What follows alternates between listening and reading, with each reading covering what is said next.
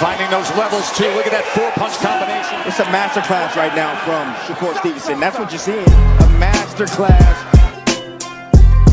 And Shakur meeting them with straight left hand. Oh, there's a knockdown scored with the left hand.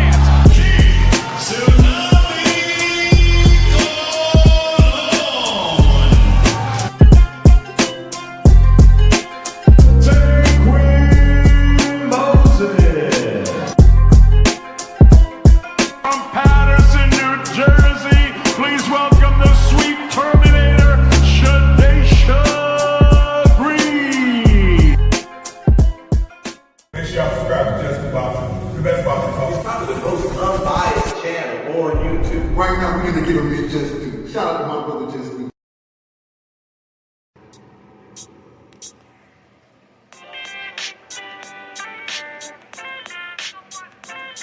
Yo, you know the deal. We back again. We never slacking. Word 'em up. Ladies and guys, whether if you drunk or you high, it's time to pay respects to the illest man alive. If you think you got a point, he'll shrink you down to size. And from there it's downhill like a slinky or a slide. Open your eyes, got a deep connection with the rise, so you might see them jump in whenever they go live. Peep it, this channel blowing up now, it's not a secret. With tons of exclusive interviews to listen to. Them other channels I hate, but yo, they missing clues. They start narratives, sip the goose and twist the truth. It don't take a rocket scientist to get the proof. Just click the live at 4 p.m. Eastern time. But when you chime in, make sure you keep it kind. But if cowards want to debate, then it's feasting time. My man Jusdu shine, busy all the time. Grind 24/7, 365.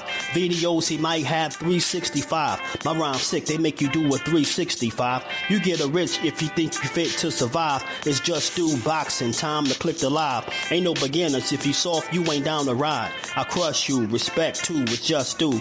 He got the illest boxing show on the internet. The boy been a threat and he ain't even had dinner yet. Word 'em up. Yeah. You know what time it is.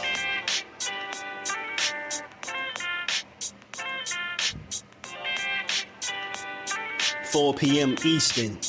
Click the link.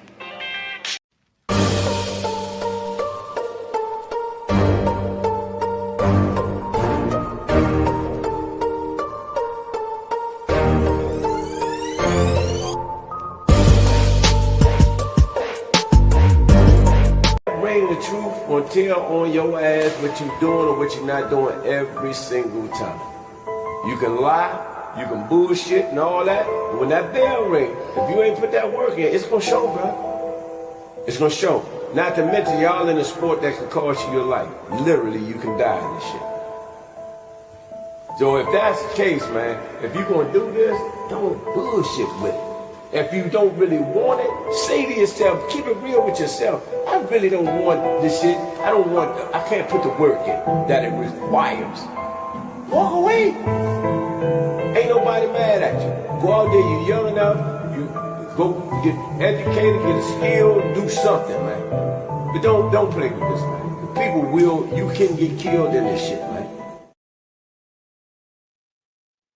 You can't get killed in this, man. I don't never get tired of hearing them words, man. That's real for the boxers out there, man. How y'all feeling on this good Thursday, though, man? The week went by pretty fast, man. We back to build, get boxing this just do. No hating, no slander, no false narratives, no general hospital, no all my children. Just some good old boxing talk. DP rocking my dogs in the building. Was good with it, homie. Mugs in the building. Pardon me, I was a little tardy for the party, man. Of course, the best boxer in the business. He damn sure one of them. Man, it ain't even close. Zoom verse, my bro. Dante's Boxing Talk, my brother. What's good with it, DP? How y'all, bro? How my bros feeling, man? We back again with another build, you know. We get closer and closer to January, man. I didn't get a chance to cover the little sit down that they had there that I liked. We're gonna cover it today, man. You know, some rumors floating around with Keyshawn Davis and I'm guessing he spoke on cleaning up his team, and I guess people interpreted that as him firing Bomac, but I think we wouldn't have to guess if he really fired Bomac. Get what I'm saying? I think people are again pushing the narrative way too soon. He probably was talking about in the inner circle, right? It didn't have to be his coaching, right? It wasn't Bomac the reason why he missed weight and stuff like that. It wasn't Bomac the reason why he didn't make that $1 million payday. That wasn't Bomac. If you ask me, him and Bomac got great chemistry, man. It's similar to, what Terrence Crawford and Bomac got going on, right? He really got Keyshawn ear, in my opinion, especially when it comes to the boxing ring, right? Every time you've seen Keyshawn Davis coached by Bomac inside the boxing ring, he's dominated, stood on business. The only one hiccup, and he won that fight and only lost 2 rounds. This is when Bomac wasn't even coaching him, So, I see the videos, I see it floating around on Twitter, see people talking about it, and like I said, I just think it's a bit premature. I didn't see nothing where Keyshawn is indicating that it's his trainer that's getting fired, right? And you say you clean the house. I don't think that meant the trainer. That could have just meant maybe some of the people that you had around you. You know what I'm saying? Could have got some of the bad influences from around you out of your inner circle. But in my opinion, unless I hear it confirmed by him or Bomac, I ain't running with it. I just think people are they trying to put 2 and 2 together, reading between the lines. But again, I don't think the move to make after blowing weight is let me go fire my trainer. Yeah, he did it. Like, it ain't like they went out there and lost the fight and they was on the same page and they wasn't seeing eye to eye, or it's been a situation where it's been turmoil in the back, and behind the scenes, and they ain't been rocking with it. I just never heard that. So look, I ain't ruling it out, but I'm willing to bet more than not that that's not what's going on right now. Like, I don't think that he's getting rid of Bomac. And I be pulling up these tweets because on Twitter, stuff travel fast and it starts getting to spread it. People start liking, reposting, commenting, and before you know it, you got a whole rumor out there that Keyshawn Davis fired Bomac. You got multiple videos out there that Keyshawn Davis fired Bomac. But from any of the stuff that I listened to yesterday, I didn't hear him say that he got rid of Bomac. Like, I'm not interpreting it that way. You know what I'm saying? I think, truth be told, Bomac and the addition of Jay Prince, them combined, could be 2 of the best things for Keyshawn Davis, right? To keep moving forward in his career. I don't see that being the proper move. Omar, what it do? Blessings to my guy, my bro, Cal Cooler. What's going on, family? How you feeling, bro? Said did he sign to Jay Prince? Yeah, he did. DB3 as a whole, matter of fact, signed to Jay Prince. They all did. So I think they good. Like, I just think you needed somebody else to believe in you, right? You obviously needed somebody else to believe in you. I think I said it before, man. Jay Prince, in my opinion, it provides structure, man, for a guy, like somebody that been in the game that know.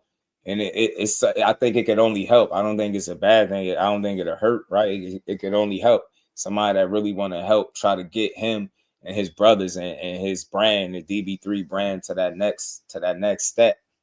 And we seen Keyshawn Davis out and about, going back and forth with Richardson Hitchens, going back and forth with Teofimo Lopez Sr., right? The other young fighter, Alex De Jesus, he was going.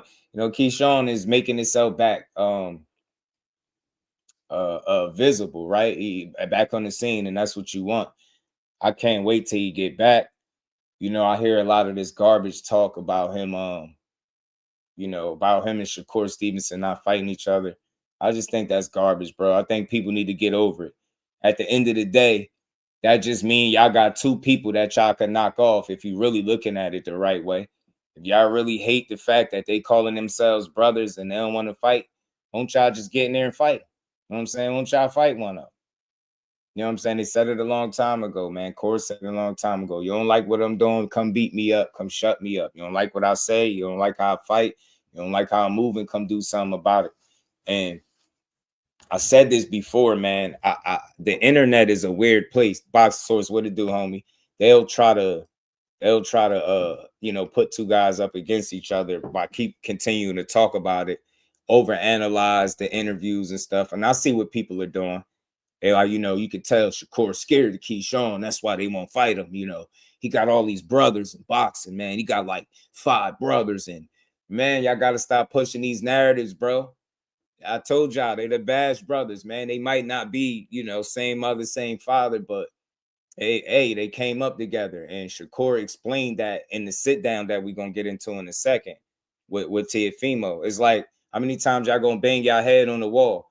How bad do y'all really want them to fight? Because I remember not too long ago, Keyshawn Davis was just a loudmouth clout chaser on the top rank diet that, top rank put him, in there with all the right people is why he been winning, right?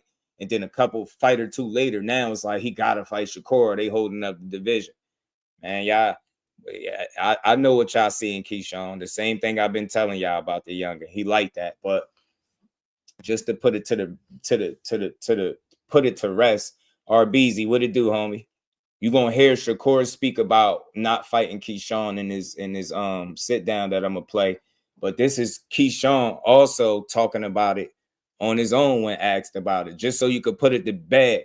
It's like people act like it's one way. They're like, nah, Shakur just trying to, little brother him so he don't gotta fight him because he knows Shakur, Keyshawn to beat him up. Man, y'all sound foolish, man. Y'all sound foolish. Keyshawn explained, said Shakur got him through it when he was depressed. Hey, yo, boxing source, they don't get it, bro. They trying to force it. They won't let it live, man. They like, nah, it ain't no brothers in boxing. You're fake brothers. Nah, man, the bond that they share is real, bro. And it's something that people gonna have to respect. You get what I'm saying? Or go run up on them. Go try something then. You get what I'm saying? Y'all got 2 targets, man. Won't y'all go take one of them Bash brothers out? Come on, they both ain't nothing but a couple of top ranked products. They really not that good. Somebody said to me the other day, Shakur ain't even accomplished nothing. I don't even know why he talk like that. And Keyshawn ain't nobody, right? So you get me? Y'all got 2 easy targets, man. They 2 marks. Y'all got the easy work, it sound like, bro. Won't y'all go get them dudes? Won't y'all go beat up on Shakur and Keyshawn? Reef, what it do, homie? You get me? Won't y'all go beat them boys up, man? Out the RBZ, man. Omar is wild out here. He said, imagine Core BTL unified once, then go back down without fighting Key. Then still be bad. Hey, Reef, they'd be even more mad. They'd be even more mad. I'm sick of this. It's fake friendship. They just want to see one of them lose, and the Bash brothers made up their mind a long time ago. Shit deeper than boxing, man. We ain't fighting. But like I said, I'm gonna play the video with Shakur gonna speak on it. But right here, this is where Keyshawn shut it down too. People always ask, will you ever fight Shakur? You've always been very vocal about it. You're not going to. Explain to us why he's like family and like it's like fighting your blood brother. I mean, shit, just this weekend, him and his entire family was over my house. Like, we was playing basketball.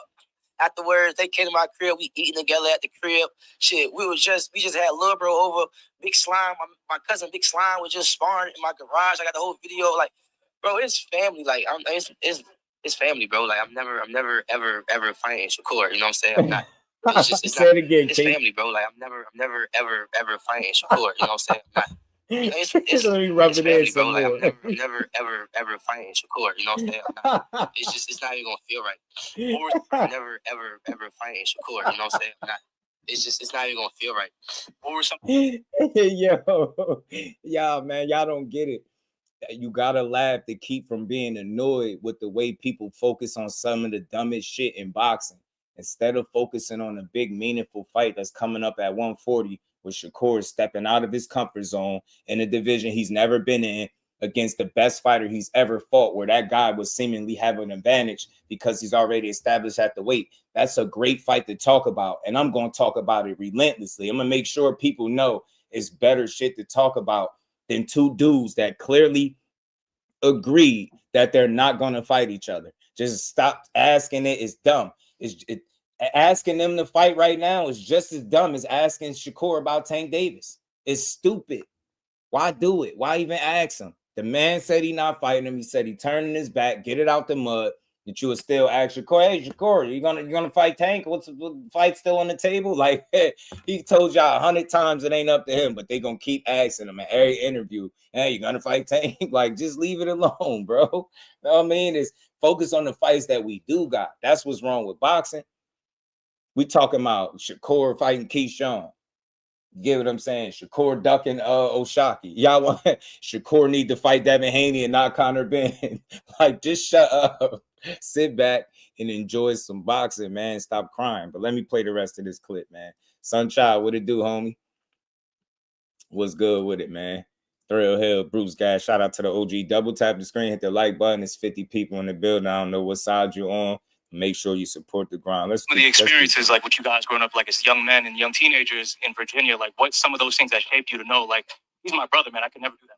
Yeah, the moment when I was like, all right, yeah, Shakur, I genuinely actually got real love for you was when I was going through my deep depression times. Even before I was going into the mental home, I used to tell my brother a lot, but then I started like backing off my little brother because he was my little brother. I started talking to Shakur a lot about like how I was feeling and how I was thinking and what I was doing to myself.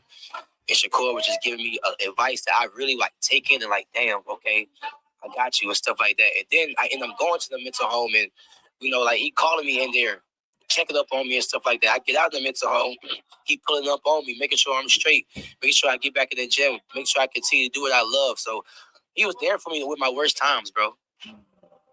Shit deeper than boxing, you simple-minded people. And I get it, bro. As fight fans, you like, damn, because y'all ain't going to admit it, but Key been showing that he a hell of a fighter, and it looked like he'd make a great fight with Shakur Stevenson. And I'm right there with y'all. Would I love to see it if I had it my way? Yes. But when they clearly have both mutually explained, look, that's just that's my guy, that's my brother, it's deeper than boxing. It's simple. I could tell people don't got nobody in life that they really rock with. And look, I could say this. I said it before. I could see if they were each other's biggest fight, right? Or if they was truly in each other's way, where the only way they could catapult or get to that next level is through each other. Then I would have more of a problem with it, but that's not the case. It's just not the case right now. You get what I'm saying? It's not the case. Ain't nobody made them no offer. The only people talking about it is people on the internet that's in a rush that want to see one of the two lose. So it's a win-win for people. If Keyshawn and Shakur go in there and knock each other off, that's going to validate everything y'all been saying about the guy that lose, and then y'all going to have to double back on the winner, and y'all still ain't going to give them their credit. So what's the point? You get what I'm saying? At the end of the day, some shit is deeper than boxing, and them dudes have found a way and found a lane to be successful in the sport without having to fight each other. It's just that simple. I could understand initially when you hear it the first time or the first couple times, you like, man, damn. But after a while, it's like, at what point do you just accept what they're saying and move on? How many times are you going to recook the same topic? Man, Shakur Keyshawn. Shakur stole Teofimo from Keyshawn. Shut up, man. That's casual talk, man. This ain't the streets. This the sport of boxing. Who in a right mind thinks Keyshawn Davis next fight was gonna be Teofimo Lopez off the Elwin De Los Santos situation, right off some inactivity? Yeah, he gonna just go right in there. First fight at 140, it's gonna be Teofimo versus Keyshawn. It's not even realistic, bro. Not even realistic. Then on top of that, they both were who? Top rank. Did Bob Arum say he want to put both of them in the ring together? No. But what we gonna do? We gonna force it. Get what I'm saying? Come on, man. You gotta make the shit make sense, bro. Not fighting no damn Keyshawn. You heard him. They had to sit down. He didn't even want Keyshawn to speak his name. Keyshawn makes Teofimo very uncomfortable. I'm surprised he fighting Shakur. I got a lot of respect for this dude that he getting in here taking this fight. I don't know what it is, what advantage he feel like he got, but he clearly on that. He like, man, I'll fight Shakur. Okay, cool. But end of the day, man, this ain't the streets. This is boxing. Shakur ain't still Keyshawn or Teofimo from no Keyshawn. If you could tell me a point wherever you know, Keyshawn and Teo was negotiating, or that was the next fight up, then I'll shut right up.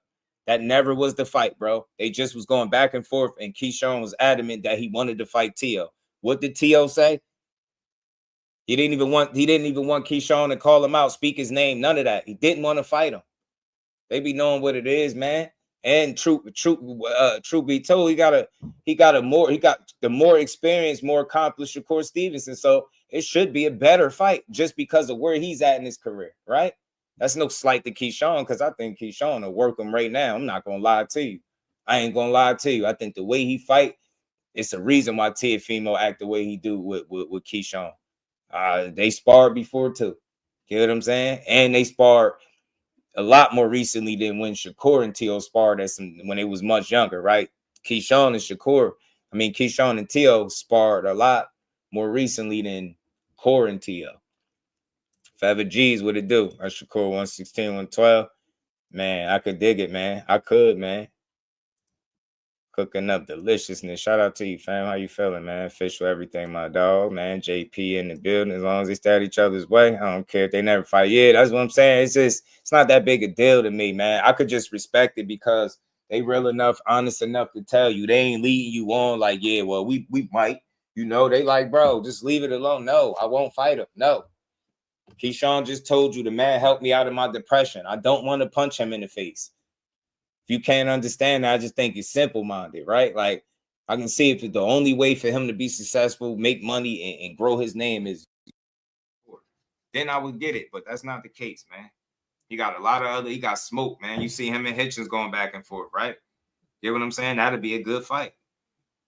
But we stuck on the fight that they both said they're not going to give us. Neither one of them was entertaining the fight on both sides, but we run around talking about Shakur ducking this one and scared to fight that one. Can't wait to see Keyshawn get back in the mix. Let's keep rolling, man. I got to pull this joint up. So look, y'all, like I said, I think it's a video where he talked about cleaning house. I got to find it, but in the meantime, I can pull up this sit down between Core and Teo. With what's the guy Rick that they sat down with? It's pretty good, man. I can't wait to see the fight. Like I said, man, this is one of the ones where you can't sleep on no TL. But I don't think Shakur will. So I expect to see one of the best chess matches of the year when this fight happens.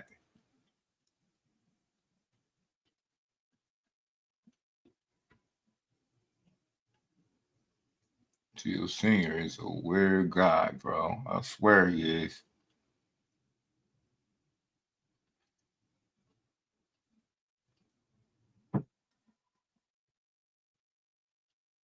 This dude is a damn character, I swear, bro.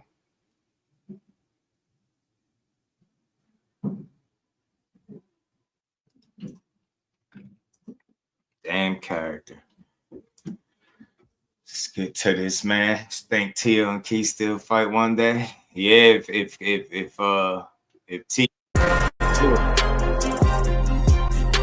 willing to fight, because you know a lot of that stuff be on him. Like even the Shakur fight, you know what I'm saying? It was never a question if Shakur would be willing to fight Teo. The question was if Teo was willing to get in there and fight Shakur, right? So I think that'll be similar circumstances with Keyshawn Davis, right? Like, is it somebody that you really willing to fight, or is it somebody that you not, you're gonna steer away from? You know what I mean? Because Teo surprised us all with accepting this Shakur fight, but thinking about it more, man, he might have boxed himself in the corner where he gotta accept the fight. Because think about it, if he said no to this, what fight did they have on the table for him, right?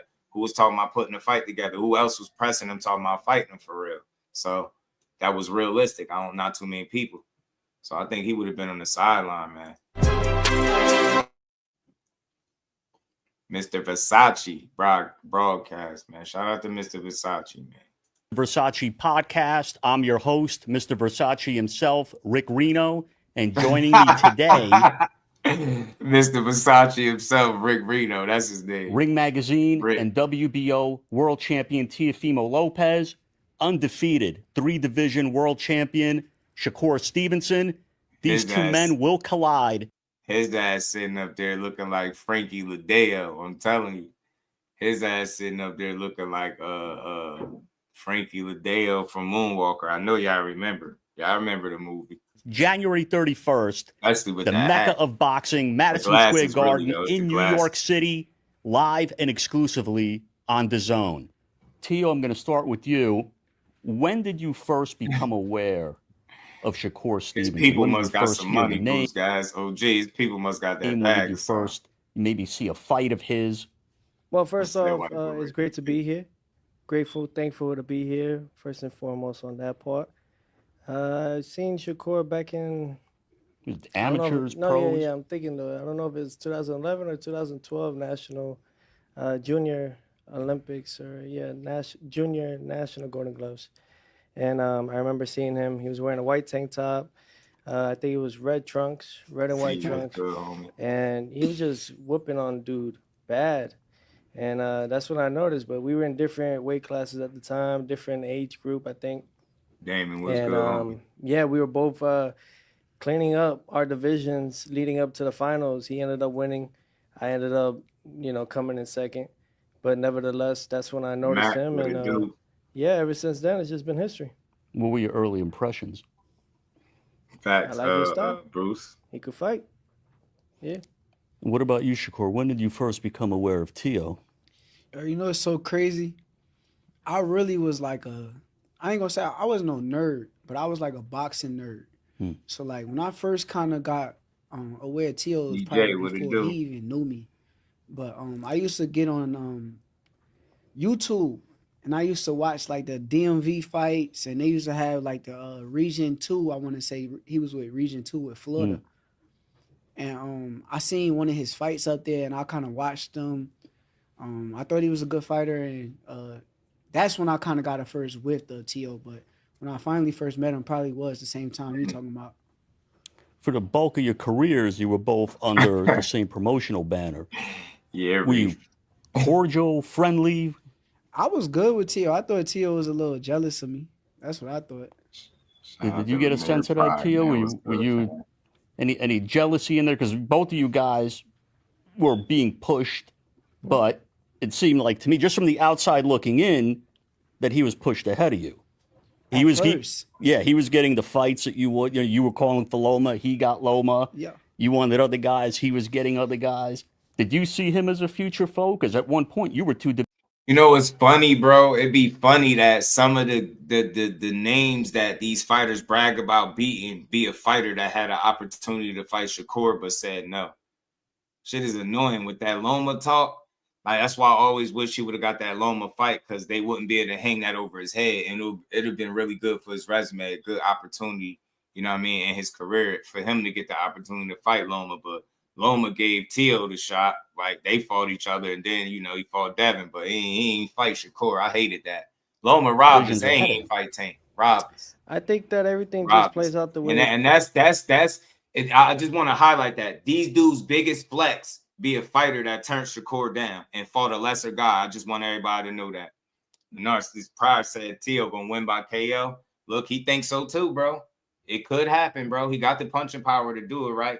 But I think a KO against arguably the best defensive fighter in boxing actively today, I think it's less likely to happen. It's still possible because it's boxing. Anything can happen. But I think a KO is less than likely to happen, on top of the fact that Tio is a guy that only got one knockout at 140. So he'll be changing his stripes a little bit if he revert back to his 135 days and end up getting a knockout over the best opponent that he's faced to date. That'd be impressive, man. So look, I won't rule it out. Anything is possible. I do think I call this a 50-50 fight, man. Both guys got to get their respect just for taking this type of fight at this point in their career. They putting everything on the line. And I respect that the winner going to get his just due, but so will the loser, man. It does, and eventually we was going to end up meeting up with each other eventually. I think that's how it works, right? When two greats collide, you're bound to see a great fight. Card for the so I never seen any jealousy in my part with him. I mean, for crying out loud, he fought for Team USA, he got a silver medal. And, not during them times, though, and bro. The whole thing not was during them times. Pushed. I'm speaking on the times where I felt like you had a push start. You got the you used to be ahead of me as far as like you was the code on Terrence Crawford card. I was underneath. Then you got the opportunity to fight with Lomachenko. And after that, I felt like I kind of got pushed more than you, and you felt some type of way about the way that I was pushed more than you when it came down to ESPN. I remember you saying a little comment with the ESPN only like black fighters and all that kind of stuff. And when you said that, I kind of felt like it was a shot at me. So I felt like it was a little bit of jealousy. No, I just didn't give enough. That's all. Cool. I'm not gonna lie, to Core's point, I don't like the jealousy talk really in boxing, but I'll say this. Teo seemed like he had an issue with the fact that he wasn't the priority the way he felt like he should have been. I don't want to call it jealousy, but maybe envy, right? I know they go hand in hand, but you get me. I ain't with the jealousy girly girl angle. I would just say he felt some type of way. He definitely wasn't happy about the way they was pushing the fighters. Because remember, he said, man, ESPN, you know, they could keep the black fighters. Remember, he was talking that stuff. So it was a shot at them. And he did start mentioning dudes and speaking about how much money these guys make. So it is some truth to what Core is saying. He did peek his head out, you know what I mean, during that time. He was very unsatisfied with the way he was being treated over there at ESPN. Even more recently after that, he talked about how his contract was invalid and all these different things and how he wanted to get out. It was a lot. Remember, he tried to stick it to Bob when he went the Triller direction. Like, there's a lot with this dude. But so he been salty. Maybe this is why he took this opportunity. Remember, Shakur Stevenson, this opportunity, he could say what he want. This opportunity took him from fighting in a Hulu theater to Madison Square, man. I don't know, man. I think that's big, man. I think that's big, bro. Didn't give enough about it all. Yeah, but when you said in the comments, you said something there. It was something you said at that time. That was something. It was the way you felt, right? Nah, I just pushed the movement that I felt like we was taking over as we are now. Like I said, I think you're the truth. I know I'm the truth, and can't wait to see it. With Teo, you said in a recent interview. He asked Teo, that's how you felt, right? Teo said, nah, that was just the movement I felt like I should push. He said he never honest. He's so dishonest with the simplest shit. That is clearly how you felt. You was a little emotional dude talking about keep the black fighters. You was sounding crazy, bro. It's hard to say you was emotional. You felt some type of way. You get what I'm saying? But yeah, I remember this dude was doing backflips, wearing a Heisman jerseys, the college jerseys, doing flips in the ring, doing the Fortnite dances. They was loving Teo. At the point where it felt like stuff changed for Teo was after he lost to Kambosos. Really, once he beat Loma and started acting diva. But then really when he got lost to Kambosos, it was more so like people was like, good for you. You know what I mean? Because he damn near turned into a little asshole. You get what I'm saying? Shout out to the queen, Lisa. How you feeling? Always good to see the queen in the building. Yeah, Teo is a strange dude. Strange dude. Peace to the queen. How you feeling? Now let's keep going. That you feel that this is Shakur's time to lose. That you see this fight going two ways. Either you're going to make him quit or you're knocking him out. Are you standing by that? Yeah, I'm a champion. He's coming to go in my weight division. He's trying to take over my stuff. Broly. This is my bread and butter. I stand on it, and I'm not going to allow anyone, not a single soul in this room take what I've worked so hard for. Now, Shakur, you, judging by the recent CompuBox numbers, you're number one by a mile as far as fighters not landing any power punches on you. How do you feel when you hear a guy say he might not just stop you, but he might make you quit in the fight? Make me quit is crazy. Like, I don't got no quit in me, but it's cool. He's supposed to feel that way. Like, he's supposed to say the things that he's saying. He's not saying nothing out of the ordinary or something that I didn't expect. Only thing that I kind of took away, he got on a podcast, I want to say, he said that I was slow.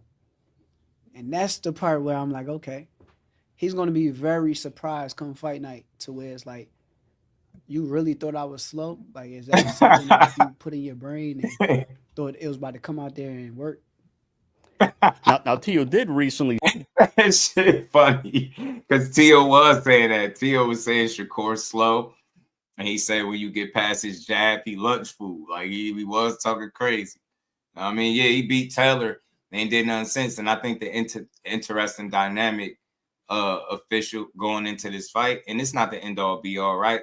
But he went into a fight with Arnold Barboza, who's a solid, good fighter, but he just didn't have what it takes or the kind of style or the skill set to be able to push the temperament and none of that to be able to push T.O. in a way that I think it would have been good for him to be pushed going into this fight. But whereas Core is fresh off as a Zapata fight, Zapata was what gave it everything he got. Arnold Barboza, some would critique and say that he didn't even sell out. He didn't even go for it, right?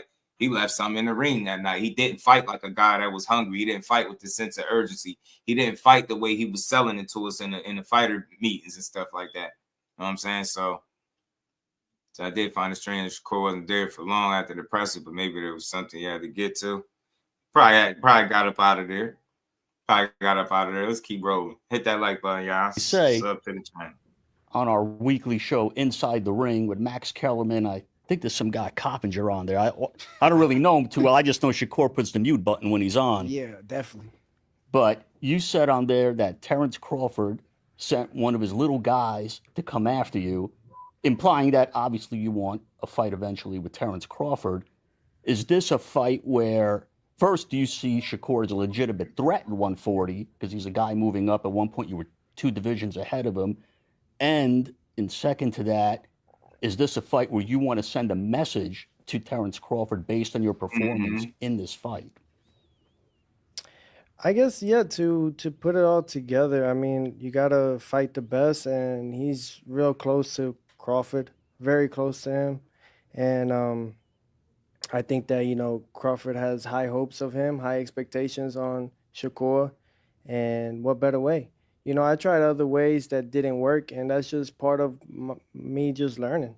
So I think now it's better just to do it with action, let the fist talk.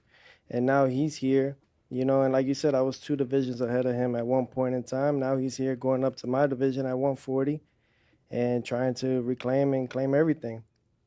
Yeah, I don't like this less, T.O., bro. Come on, bro. Get on with the humble stuff, bro. I want the T.O.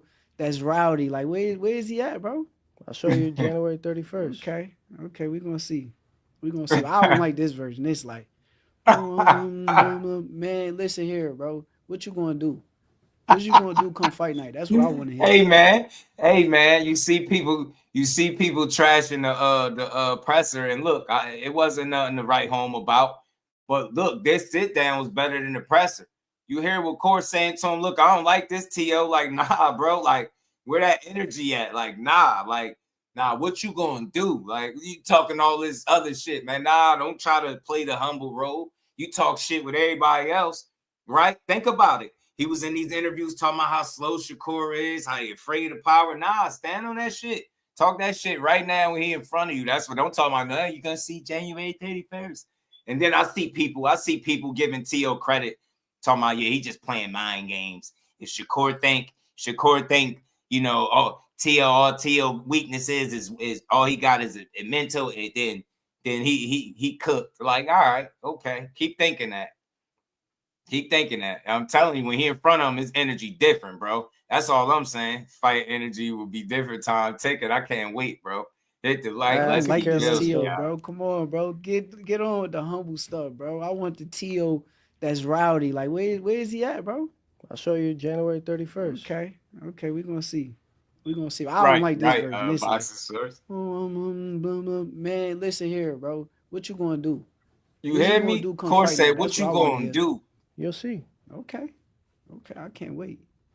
I promise you, I've been here. I'm gonna continue to stay here. I've been looking at you for years. Yeah, Glenn, shout out to Glenn. For years, I've been already. Okay, that's good. I played it out of my brain 1,000 times. You gotta focus on the top guy. For sure, you the top focus guy. On the number one. You a beast, bro. From the east. Yeah, I don't know about from the east. Well, is Florida technically the east? Yeah. Yeah. Well, That's the thing, though. Core, like, yo, look, T.O., you a beast, man, but he ain't being funny. He being serious. He like, yo, T.O., you nice. And that's the guy that he prepares for. That's what I believe he'll be preparing for a fight night. That's why I like how he keeping that energy, but he also let you know that he confident that he gonna win. Great. You said after you watched his fight with Barboza that you saw that he was on point and you went to your people. You said, I want this fight, make this fight happen. Why Teo? Dog, honestly, that's why I'm saying about the version right now. Yeah. Because if you watch the last fight week, Yeah, with, Florida Times is South, Square, right? Yeah. Teo was the guy who kind of sold the event. He put on a showmanship display come fight night. He looked real good in the ring. Did some Roy Jones like things. So that kind of excited me. Like that kind of brought like something out of me to where it's like I want to go against that guy. That guy is that good, and let's see if he could be that good in front of my style. Can he do them same things in front of me? I don't believe it, but I want to see. Nah, I love it. Based, you know, I love there it. are Can you been do that shit in questions. front of me, huh? T.O., all that shit you be doing, huh? Slapping your feet, showboating. Would it be with Joan, the Jabberwocky shit in there, the Fortnite? Yeah, can you do that with Core in front of you? And can you be successful while you do it? I'm not saying you can't, but like Core said, I want to see if you could do it. I want to see whose style is superior to the other. I want to see who's smarter than the other one. You know what I'm saying? I want to see who could really put the next guy, the other guy in a bad situation and take that dub. That's what I want to see. I mean, yeah, man, finally, man. And look, yo, I believe BJ, if Shakur is still on top rank, this fight doesn't happen right now. If Shakur is still on top rank, this fight definitely don't happen. The fact that he's not there is why I think this fight is happening. You know, here and there about Teo's mental state, you know, as far as the critics.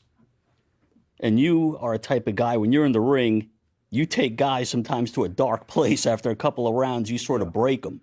Do you think you're going to break him after a couple of rounds? Yeah, I know I'm going to break him. I know it's going to be a certain point in that fight to where he's going to be mentally frustrated. And when he gets mentally frustrated, that is where I'm going to attack. What do you think, Teo, you have to do to combat his style? Because you're a guy who likes to analyze your opponent.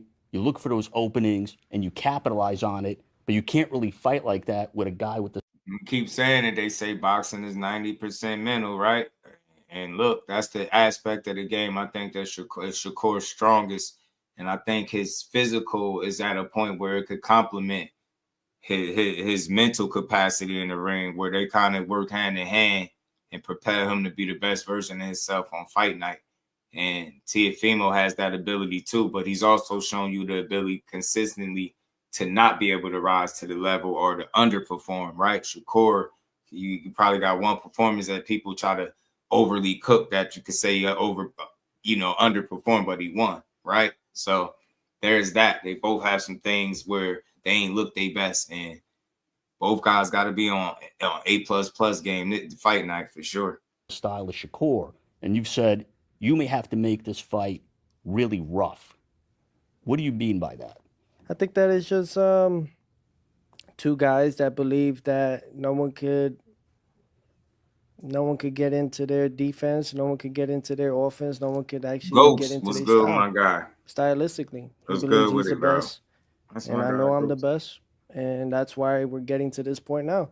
He wants to challenge himself. I'm here for it. I'm here to challenge myself every time. That's part of boxing, and I think that one thing we are doing here, Mr. Versace, is one thing for a fact is that we're showing all the next generation this is how you do it. You don't do it in your early 30s. You do it now. You do it when the time is right, and this is the right time. That's why we're fighting in the big room. That's why everything is on the line. That's why I'm putting everything that it's got to be. You know what I mean? He's got more to gain. I got nothing to lose. So where does that go into? Anything. It's really just the truth. It is the sport. Who wants it more? How bad you want it.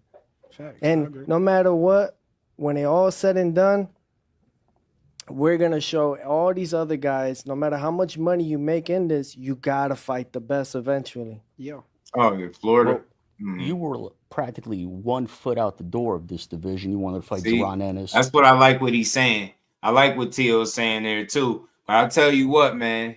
We overanalyze everybody else's energy, right? When Jermell Charlo was acting a different way against Canelo, right? We was pointing that out, talking about, man, I don't like how Charlo acted, man. We need that other Charlo. Well, this the most respectful and calm that this dude has been in the presence of a fighter that I could remember though, right? Like, especially with the way he be talking about Core. Now he in front of me like, he very respectful. Shit different. You feel that energy. You don't want to talk crazy now, huh? Oh, man. Yeah, man. Hell yeah. Hell yeah. Shout out to Ghost. You know it, bro. You know it. T.L. Doug Haney just to lose the Core. Shout out to D-Quest. You know it. Talk to him, man. Asses will be whooped. Hey, man, I told you, man. Hey, Quest, the walls is closing in for Tio. He ain't had long to keep playing these games he was playing, right? Think about it. Look how many fights that he turned down on Top Rank from, like, Matias. Even way back from when he picked Claggett and turned down other guys, right? Better fighters. Claggett, turned down Matias, Haney, just sitting there, and then ended up in the corner with Shakur on his heels. So it's going to be a great fight with them, man. I can't wait to see it. That didn't come about, not because of you. You wanted that fight. Then tell him why. If it wasn't me, then who? Well, I think Ennis didn't want to stick around at the weight. As far as what Ennis's people told me, he did. But I know you were willing to fight him even at a catch weight. Because I'm crazy. So what was it about Shakur where you said, I'll stick around at 140 and fight this guy? His last fight, Cepeda. His last fight. You don't know how many people are talking about him on every scale. Lost mentality piece, OG. And when it came to the talks of me and Haney fighting in August, I didn't go for it because he had no motion. Now he does after the Brian Norman. But Shakur, it's all there. But I didn't focus on him. I was focused on what's next, trusting my power team, trusting on my team and what can do and who could we fight next. Shakur decided, he initiated, let's go up to fight Tio. Kudos to him. He's going to the top guy. He ain't going to marinate. He's going right to it. So obviously he's there to aim for greatness, and that's great. That's what we need in the sport of boxing. You're on. Hell with y'all. Y'all got everything to say, man. Tio, you could call this shit mind games if you want. This shit ain't no mind games of Corey. He just nice as hell, bro on his best behavior. He over here appreciating how Shakur going for greatness. He's like, yeah, and he want to be great and Now it's almost.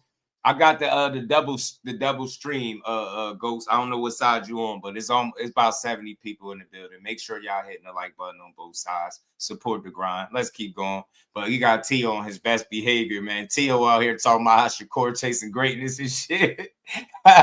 Before it was he easy, he's slow. He ain't that good. It's this, it's that. We got him. You get past his jab, he's nothing. And then you in front of him like, man, he's chasing greatness. You know, he wants to be great. He comes straight up to me, want to go for the guy. No marinating. Like, we know all of that, T.O. What is you going to do? Back to what Core said, bro. Nah, we ain't trying to hear all that friendly shit. Teofimo, huh? Timalifu. We not trying. He acting like Timalifu right now. We need Tio back. He acting like Timalifu, man. He acting like that guy that Turkey Al-Sheikh be talking about.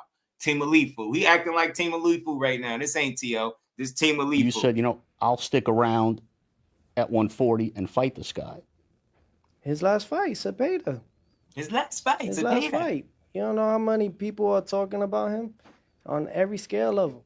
Yo, listen. And when it came to the talks of me and Haney fighting in August, look, I didn't go for it because he had no motion. Haney ain't had no motion is crazy. Shakur, it's all there.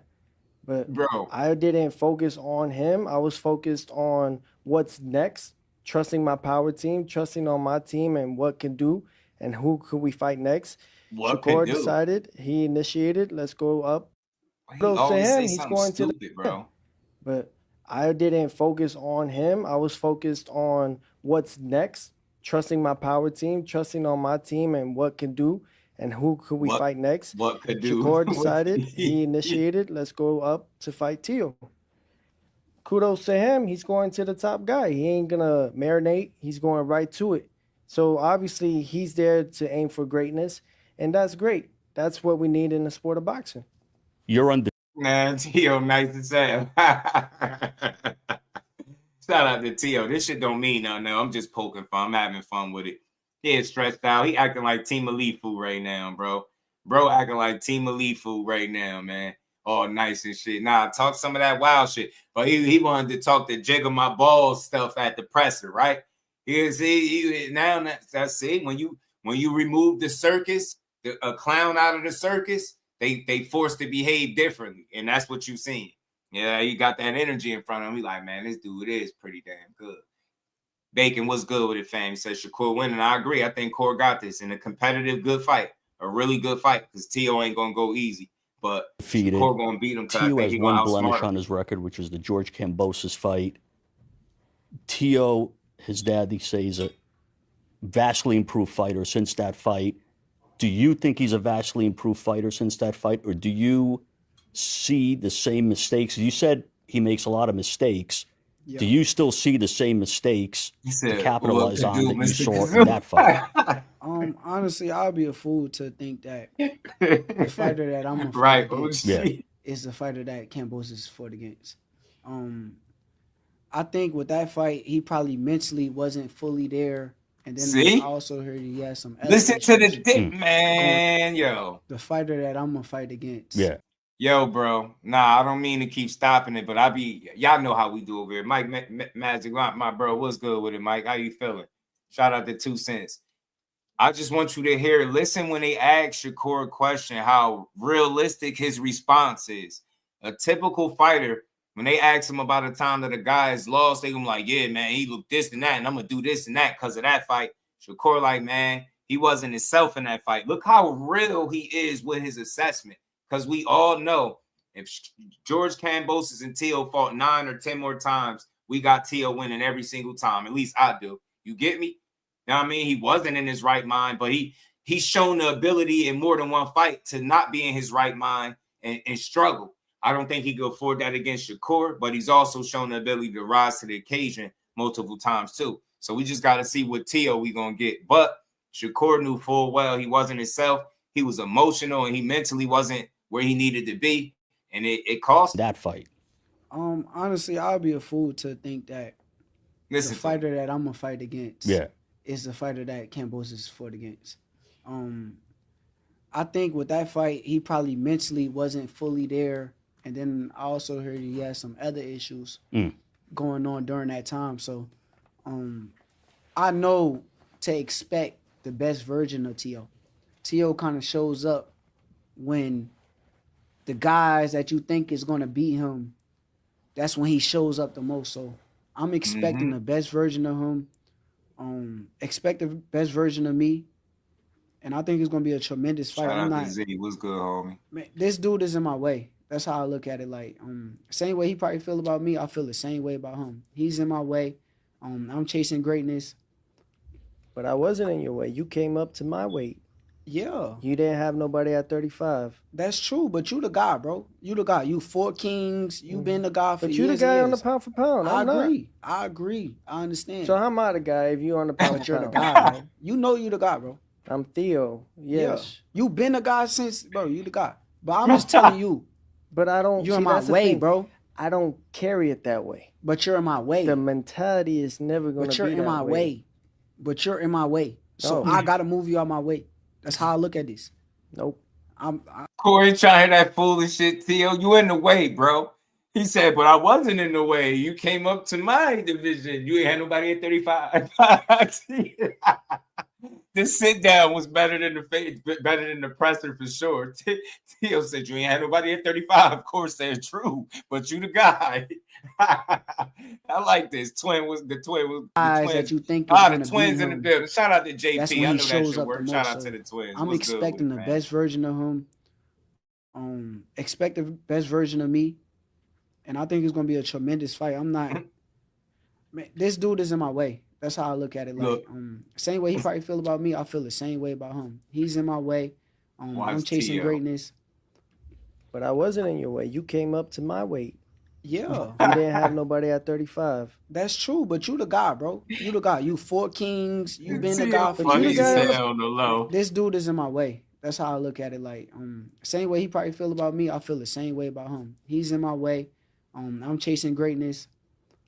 But I wasn't in your way. You came up to my weight. Yeah. You didn't have nobody at 35. That's true, but you the guy, bro. You the guy. You 4 kings. I don't know why that's funny to me. You ain't had nobody at 35. But boxing talk up north was good, Ryan. He a funny dude. I ain't gonna lie. He a funny dude. You ain't had nobody at 35. Core know he's like Core. Like, yeah, you got. That's when he shows up the most. So I'm expecting the best version of him. Expect the best version of me. And I think it's gonna be a tremendous fight. Man, this dude is in my way. That's how I look at it. Like Johnny Blaze, same way he probably feels dude. about me, I feel the same way about him. He's in my way. I'm chasing greatness. But I wasn't in your way. You came up to my weight. Yeah. You didn't have nobody at 35. That's true, but you the guy, bro. Yeah, you the guy. nobody You at 4 35. kings. You been the guy for But years. you the guy and on the years. pound for pound. I I'm agree. I agree. I understand. So how am I the guy if you on the pound But for you're pound? the guy, bro. You know you the guy, bro. I'm Theo. Yes. Yeah. You been the guy since, bro. You the guy. But I'm just telling you. But I don't. You're see, in my that's the way, thing. bro. I don't carry it that way. But you're in my way. The mentality is never going to be But you're in my way. But you're in my way. So No. I gotta move you out my way. That's how I look at this. Nope. No. Ain't nobody taking food off my table. That's all I'm gonna say. But I'll tell you this though, you bit more than you could chew. It's cool. You can feel that way. For sure. But come fight night, you're gonna realize this is a lot different than being on the outside than being inside of there. As they all say. Okay. I'm slow, right? Mentally. Oh my God, mentally. Okay. I'm talking about Now, of slow course, in slow boxing, mental. right? Yo, Tio, I get look at on this. Nope. No. Ain't nobody taking Yo, food get off on my my table. nerves, That's yo. all I'm gonna say. But I'll tell you this though, you bit more than you could chew. It's cool. You can feel that way. For sure. But come fight night, you're gonna realize this is a lot different than being on the outside than being inside of there. As they all say. Okay. I'm slow, right? Cat Sports. He said mentally. God, mentally, okay. I'm talking about I'm slow in the boxing ring, right? Mentally. I'm talking about the boxing ring, what you was talking about. I'm slow, right? Mentally. Okay, you gonna see. Yo, Tio, get on my nerves. Yo, he get on my nerves, yo. Tio get on my damn nerves, yo. Core trying to get something out of him, yo. He won't respond. He like, I'm slow, right? He like, mentally. Like, you know, Core ain't no damn slow mentally, bro. Like, and speaking of that, like, Tio might think that and he might exploit that. And I'm telling you, if he makes me a believer, if he proves me wrong fight night, he getting all the credit, all the praise. Even if Tio lose, he getting the credit for stepping in here.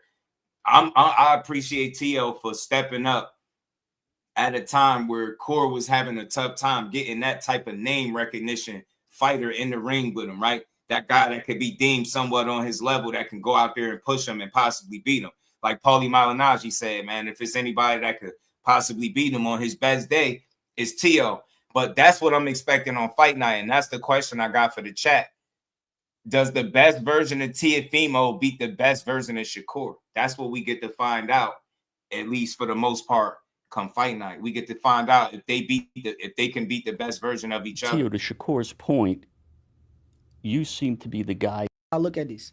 Nope. Shout out to Anthony, man. What's good with it, Ain't man? nobody taking Lost food off my mentality. table. Yeah, I'm That's all telling I'm you, gonna say. Mr. I'll Whisper. tell you this though, you bit more than you could chew. It's cool. You can feel that way. For sure. But come fight night, you're gonna realize this is a lot different than Cat being on the said, outside than being inside of there.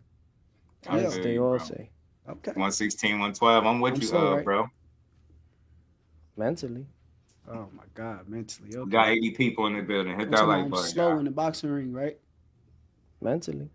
I'm talking about the boxing ring, what you was talking about. I'm slow, right? Mentally. Okay, you're gonna see. I promise you're gonna see. Tio, to Shakur's point, Be cute. What it do? you seem to be the guy that rises to the level of your competition. When you were going against Loma, people felt you were the underdog. Josh Taylor, the same thing. And those are the fights where you really showcased your skills and abilities and upset the odds. Is this another fight where you're coming in there with that mentality to upset the odds? Just put them in front of me and I'll beat them. Not about the odds. It's about, I guess defining them. You define the odds. Everybody's against you, great. That's when you know you're doing great. I put a thing out there. It's like, if you want to be liked in this sport, be a Right, good right, boxer. right. If you want to Reef. be loved in the sport, be the best boxer. But if you want to be OP, hated in my the guy. sport, What's including good, the bro? odds, be the greatest Is that a boxer. new logo, OP? Does that bother you based on your accomplishments? No, That absolutely not. This is part of what it is.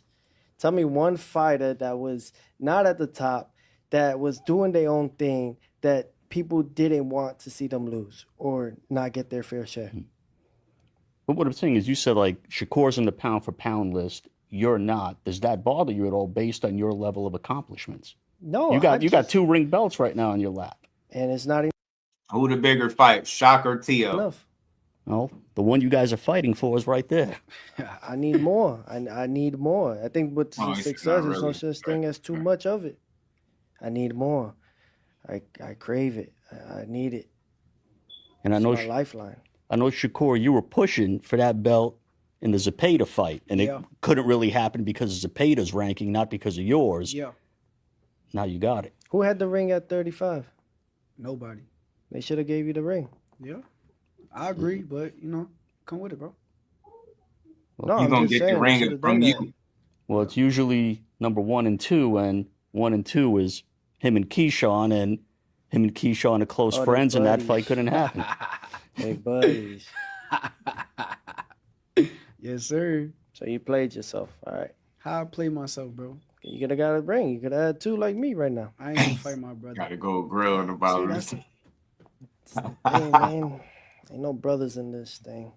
You ain't got brothers, brother, but I got brothers. I had one, but he ain't here no more. So it's like, I'm just telling you how I look at it, bro. So I don't get it.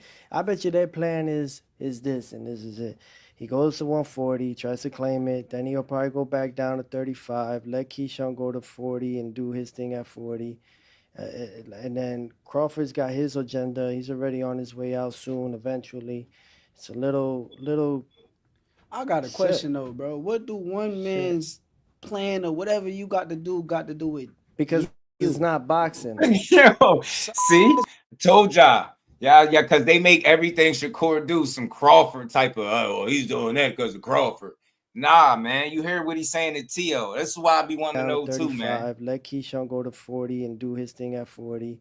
And then Crawford's got his agenda. He's already on his way out soon, eventually. It's a little.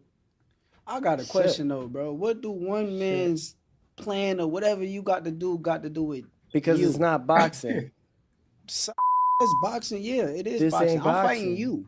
It I'm is not fighting nobody boxing. else. It is not the I'm truth. fighting you. But I understand, but it's not the essence of what we The did essence it for, what of we do. shit. Do it Boxing, for. bro. Boxing This is is me versus you, the best versus the. Don't try that damn word salad with Corey. Corey ain't trying to hear that. He said the essence of shit. I'm fighting you. What are you talking about? Like Teo trying to, what you trying to kick knowledge? Teo trying to kick knowledge. Corey ain't trying to hear that.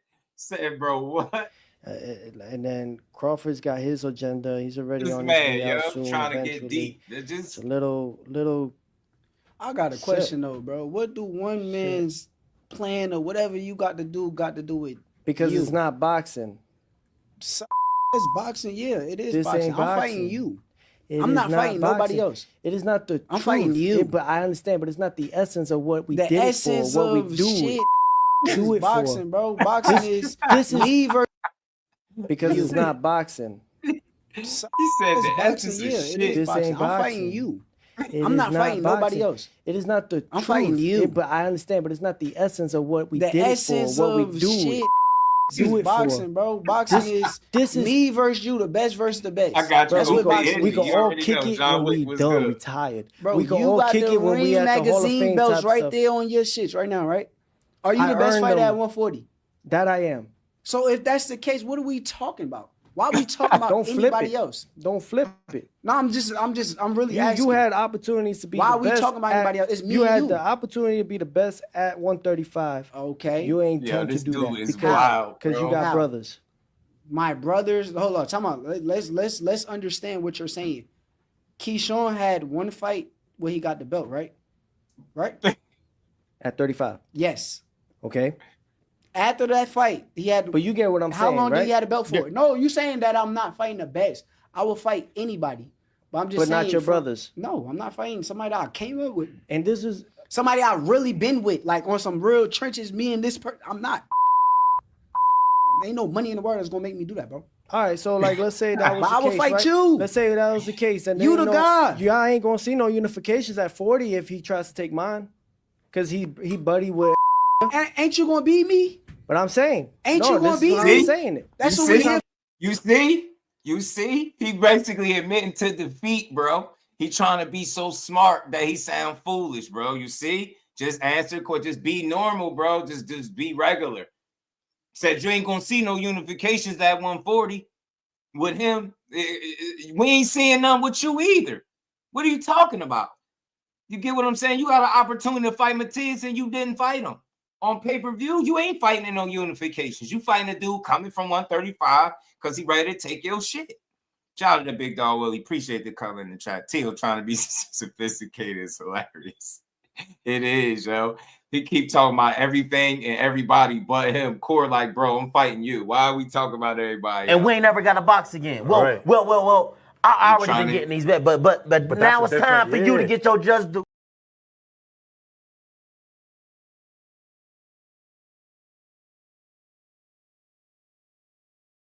Tio won't stop. He won't stop, yo, with the shenanigans. I'm telling you, Lisa, he crazy, man.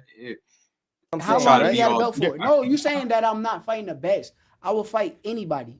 But I'm just saying. But not your brothers. No, I'm not fighting somebody that I came up with. And this is somebody I really been with, like on some real trenches, me and this person. I'm not. There ain't no money in the world that's going to make me do that, bro. all right, so like let's say that was But the I will case, fight right? you. Let's say that was the case, and You the guy. Y'all ain't gonna see no unifications at 40 if he tries to take mine, cause he buddy with. Ain't you gonna beat me? But I'm saying, ain't you gonna beat me? That's what we have. Saying. If you gonna beat me, no, what are I we know talking what I'm about? gonna do. I know what I'm so gonna do. So you gonna erase my name? I know what I'm going to do. And you know what? Real quick though, I keep running it back because y'all know me. I like to have fun with this stuff. But you know why this back and forth right here was better than the press conference? Because in the press conference, they water it down with like going through the particulars, right? Like they going through the motions. Hey, thank you for this one and that one and that one. And then they try to let the trainers you get what I'm saying? Let the other people speak before they let the fighter speak. This is a more intimate setting where it's the mediator, it's Rick, but it's Tio and it's Core. So he don't really got a bunch of people to deflect and say little silly stuff for him and try to make him laugh. He forced to be more authentic and genuine. That's why he coming off a little weird in this space, right? He damn near pretty much admitted, trying to be so smart, you damn near admitted that Shakur gonna take your belt. Talking about it ain't gonna be no unifications if he try to take mine. Like, shut up, bro. And this is somebody I really been with, like on some real trenches, me and this person. I'm not. There ain't no money in the world that's gonna make me do that, bro. All right, so like let's say that was I the will case, fight right? you. Let's say that was the case, and you the guy. Y'all ain't gonna see no unifications at 40 if he tries to take mine, cause he buddy with. Ain't you gonna beat me? But I'm saying, ain't you gonna beat me? I'm saying it. That's what we have. If you gonna beat me, no, what are we I know talking what I'm about? gonna do. I know what I'm so gonna do. So you gonna erase my name? I know what I'm going to do. This 140. Basically, what I'm trying to let you know is that boxing ain't gonna allow it. But how boxing not gonna allow it? It won't. How? Cause now you facing me. Oh shit! I'm so scared. Boxing ain't gonna allow it. What the? I'm scared for my life. I'm facing you. Yo, I know is that boxing ain't gonna allow it. I'm trying to let you unifications know. At 40 if he tries to take mine. Oh my god! Because he buddy with.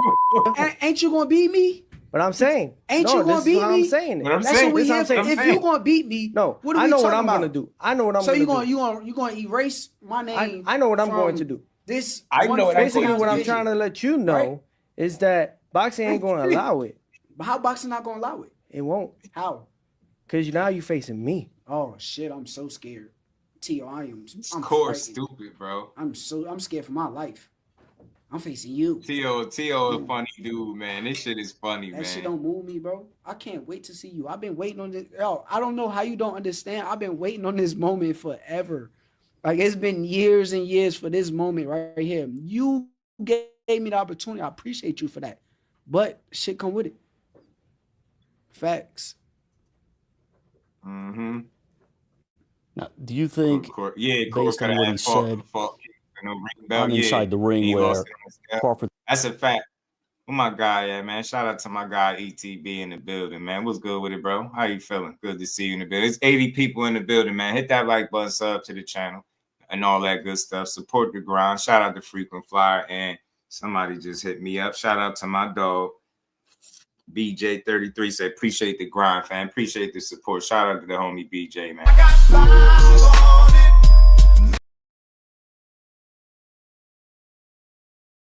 Man, I ain't gonna lie, bro. This definitely, not saying that this was like, oh my God, it's the best thing ever. But nah, this was definitely better energy. It was a more intimate set. And like I said, like more personal, however you want to look at it. At closer quarters, it's not a lot of people to deflect and all these other people to ask questions and ask uninteresting stuff. You got a chance to see them kind of interact with each other. And Teo, like I said, you just never know with this dude, but trust me, don't let none of this shit fool you. He gonna put up a fight, and he always do.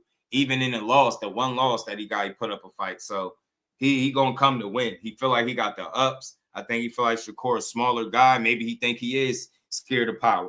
Maybe he think his power gonna be too much for him on the night. Maybe all that stuff he been saying he believe, but we gonna find out. But like I said, I just appreciate when two people put it all on the line. When you go out there and you fight somebody like a Teo, or Teo go fight a guy like Shakur that people feel like is the bad style matchup. You got so many people that saying Shakur is a bad style matchup for Teo, but you got guys that box dogs like Gary Antoine Russell who said the opposite. He said Teo's style is all wrong for Shakur. So like that's interesting. You don't hear a lot of people say it that way. They say it's the vice versa because Shakur the boxer, Teo like to be a counter puncher. When he got to go get you, he don't look good. But it's gonna be a battle to see who's gonna try to take the lead or be the counter puncher, right? I just can't wait to see this shit. I'm glad it's happening. I see some people still hoping that it don't happen. That's weird to me. You should want to see this fight because you get to see Shakur fight somebody, right? They say he don't fight nobody. Well, he jumping a weight class to go fight somebody. So this the kind of fight everybody should get in line for. One of his little guys after me. Crawford ain't send me. That's something that he just got something in his brain. I don't know what's his insecurity about Crawford. That's on him. But like me, Crawford ain't send me. I sent myself. I came to see Teo. I ain't called Bud like, yo, Bud, I need to go fight. No, it was me versus Teo. Say this shit again. They got Core messed up, bro. I need to go fight. No, it was me versus Teo. That's man. Hold on, man. Tay, what up, homie? Insecurity about Crawford. That's on him. But like me, Crawford ain't send me. I sent myself. I came to see Teo. I ain't called Bud like, yo, Bud, I need to go fight. No, it was me versus Teo. That's what it is. I want to fight Teo. Now, Teo got a hard time accepting the fact that this dude that he think is scared of power and that he deems slow really wanted to fight him without Bud. He feel like Bud beating Canelo is motivated, Shakur to want to take that move. That's believable, but yeah, he ain't got to get no okay to want to fight you. You finally somebody stepped up and pressed your line, and finally somebody answered the call. Is this the fight with Shakur bite off more than he could chew, right? Is he asking for too much to fight a guy like Teo at 140 in his first fight without acclimating? We get to find all of that out. Is Shakur really like that? Is all them gym stories and all that shit that you hear people talk, is all of that shit true? You get to find that out, right? When faced with real competition, that which Teo is, whether you love him or not, he's real competition. What is he going to do? What is he going to do? All right. He's had the best defense in boxing with the guys that he's fought thus far, right? Is he still going to have the best defense in boxing against Teofimo, right? Is his plus minus still going to be the highest against Teofimo going in there? He get the answer and prove some shit. You know what I'm saying? You get to see Shakur have to prove it again. Shout out to ETB, man. Yeah, I don't believe he's the KO guy at 140, bro. I'm with you. I feel like the explosive power was really at 35, but I think he still got the fast twitch and good hand speed and super athletic, right? So that might be a challenge for Core early, but I don't see the power being so devastating, right? That he like, oh my God, this is something I can't deal with. But we never know. But I just don't see it, bro. Obviously, the Mecca, Madison Square Garden. You've been here before, in the big room. Do you see this as being a big Teo crowd? You know, Newark's not that far away. Or do you see it being the Shakur crowd, 50-50? Or do you think the Teo supporters are coming out? I believe all of it. I believe everyone should be here. If you love boxing, if you're just getting involved into boxing, come to Madison Square Garden. Get your tickets. Get your seats, good seats. It's going to be a great fight. This is a great showdown.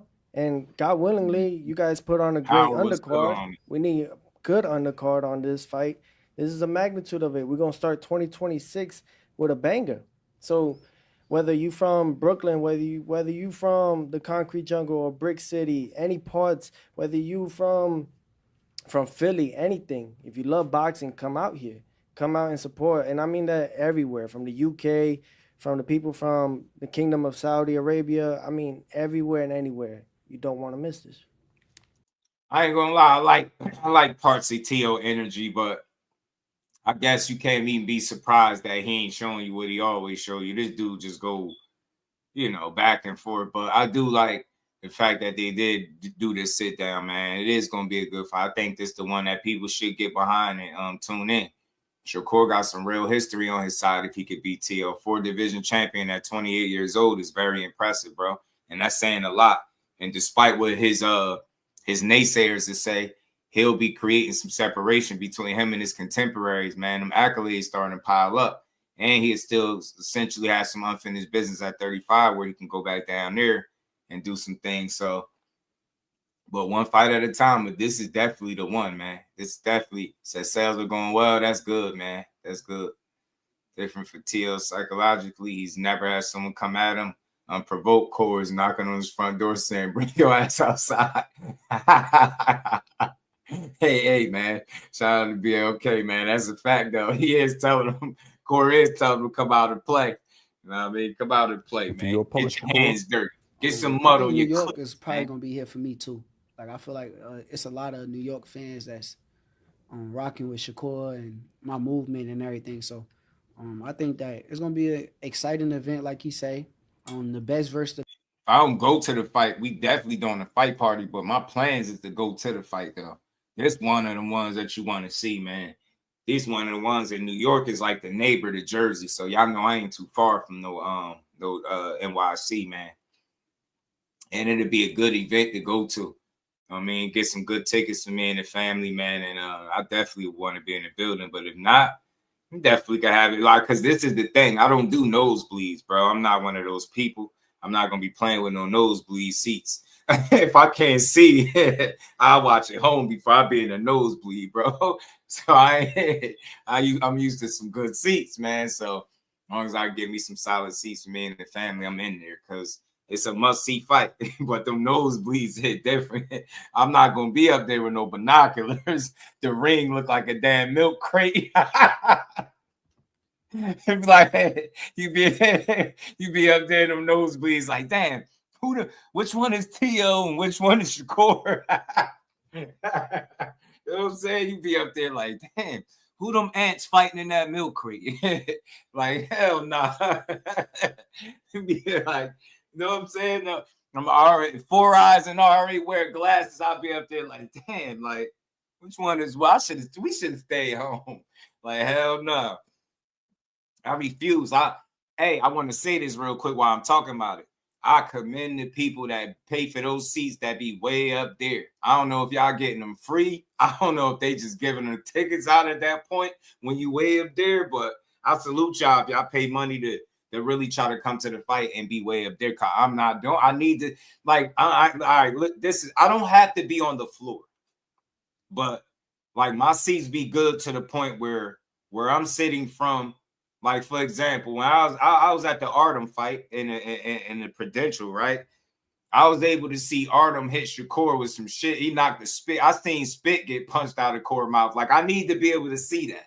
Like, if I can't, you get me? I need to see, like, if you get punched in your stomach and you get poopy diaper, I need to be able to see that that's what's going on. Like, if I don't, it can't be like, I just see you throwing punches. Like, I need to see what punches hurt. Like, You know what I'm saying? I need to see when you take a good shot, or I don't know. I'm just like that though. Because if I ain't got a good seat, then I might as well watch it from home. Because at least from home, you get what I'm saying. You get every single angle, right? So I'm all about that. Like I like supporting, but I can't be in on nosebleeds looking at ants fighting in the milk crate. Like who the hell is the man?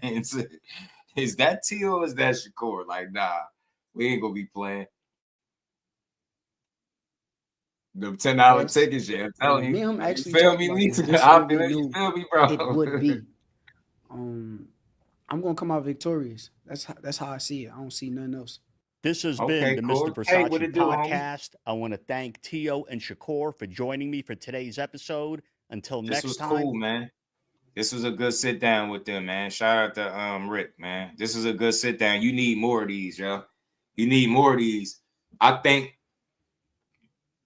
that's why the pressers be sucking. You know what I mean? I think that's why the pressers be like weak like that, because it'd be too many people there and they get to ask all these other people questions. By the time you get to the fighters, it's like, now they going through the motions. You get what I'm saying? So I think putting them in closer quarters allowed them to be more personal with each other, right? You know what I'm saying? Because Shakur was being very direct. Why are we talking about other people? I'm fighting you. Ain't you the guy? Ain't you gonna beat me? Why are we talking about other shit and other people? You get me? So I like the energy for this better than the presser for sure. All the seats to Shakur versus pay to fight was 500 no matter where you sat at. Yeah, man. See that's not that some of the stuff that I seen online though. So that's not bad. And media got sent to the nosebleeds if you're not directly affiliated with the promotion. God damn. See, that's crazy, man. That's wild, man. Well, I mean, I guess it's good, right? To an extent, I don't know. I just don't want to be having to hold up no binoculars to see what the hell going on. You feel me? All the flaws, Ring understands the fan aspect, right? Right. Like they brought that to us. I thought that was a good that's a really good sit down from the both of them, bro. From the both of them. You needed that. They kind of could use that because again, the presser was like, it was kind of, looking like they ain't really want to do it. Or going through the motions. Let's get this out of here. Tio, little silly ass, bro. Damn, he a character, man. Hold on, where is it at?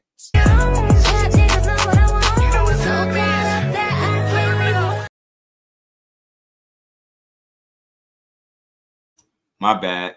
I didn't know it had that weak ass music in it. That was Tio doing some shit on Instagram earlier. But look, that's the fight to see right there, man. It's the fight to see. We gotta build it up, man. He said Shakur winning by decision. I think so too. He said you do need binoculars. You get approved. They barely put you ringside unless you damn right fail. Mike Coppinger. That's crazy. They got hella pull too, bro. They got hella pull, man. That's whack, man. Gonna have to buy them expensive seats, man. I might as well get ready to spend some money, man, or call a fight at the house. Cause I only say that because the kids want to go. I got my daughter; she want to see fights now. I don't even think this is 50-50. Nah, hell shit. If this was 80-20, man, that means Tio ain't really got no chance. I get what you're saying, but look. Both guys got to be on their A game. And I asked the question earlier, does the best version of Tio beat the best version of Shakur? That's what you get to find out, assuming that both guys is going to be on their best behavior, right? Fighting one another. That's what I want to see. That's what I'm hopeful for. You know what I'm saying? That's what I'm really hopeful for. You know what I mean? Anything less is uncivilized. Y'all got to be the best versions of each other, of self, so we can see the best fight possible. I don't want to hear that Tio didn't have no air in his lungs and his chest and all this stuff. Remember it. But I do want his dad to be saying that shit he was saying at the Cambosis. He fought him with no air in their lungs. He said they fought Cambosis with no air in their lungs, bro. How he got through 12 rounds and a minute rest in between rounds with no air is beyond me, and still live to talk about it. I have no clue, but that's what his daddy said. His daddy said they fought Cambosis with no air. I heard his esophagus was exploded or gone. Then I heard he had too much air in his chest. It was just wild. Like the excuses, basically, he just didn't admit the fact that you came in there, like Shakur said, you wasn't mentally locked in and you had some other stuff going on outside the ring. You was emotional. You was beside yourself. You went out there fighting like you was a knockout artist. You got dropped early. You put yourself in a hole and Kambosos was boxing your ass down. But to your credit, not due to any instruction I think that you was getting from your dad, Teo, the real Teo, woke up a little bit in that fight because he realized he was losing. He started fighting back. And then he later on in that fight, late in the fight, he dropped Kambosos. What was that, like round 10 he dropped Kambosos? Did get the knockdown back, and Kambosos had to fight back. So Teo's he a dog even when he lose, right? He was a dog even when he lost. Like Kambosos is pretty bloody. So like Shakur saying, you got to expect that he's going to be the best version. And I think the best version of Teo versus the best version of Shakur could be considered a 50-50 fight. That's why I think it's fair to say that, right? But I also question if at some point do him being like an up and down kind of guy, what happens to that, right? Do that shit go down? And you know what I'm saying? Do that still apply, right? At what point do that come back to haunt him and hurt him? You keep going up and down in performance, right? What about the guy that stays ready, that's always performing, that's pretty consistent, right? What about that guy? You get what I'm saying? What about that guy? That's what I be wanting to know. So which dude gonna show up? Is the fact that you are a dude that you lose your concentration down the stretch of fights, right? You make mistakes. When you don't have your way, you do get frustrated. You've seen it in multiple fights. You've seen it more recently with Jermaine Ortiz, right? You didn't see it with Arnold Barboza because he was beating his ass. You get it? Carl, what's good with it, fam? ETV said, my son almost died, Poppy. Bro, my son, I couldn't remember that story he told. I forgot. I think I still got that. Hold on. I think I still got that. Hold on. You just made me remember. Shout out to Carl, man. What's good, bro? What's good, man? Y'all hit the like button, man. We still got some people on both sides. I don't know what side y'all on. Y'all vertical, double tap the screen. Where is that? I thought I had that video where he was talking about that. He was talking about getting beat up in the gym. That shit was funny, man. That was a funny story when he was telling it, yo. Teo Sr. be lying. Now he trying to say it didn't happen, but I got it. I had it recorded in my phone somewhere where he was talking about it.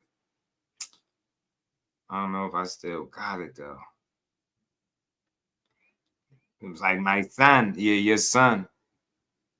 He said he said he was getting beat up. He couldn't breathe or something like that.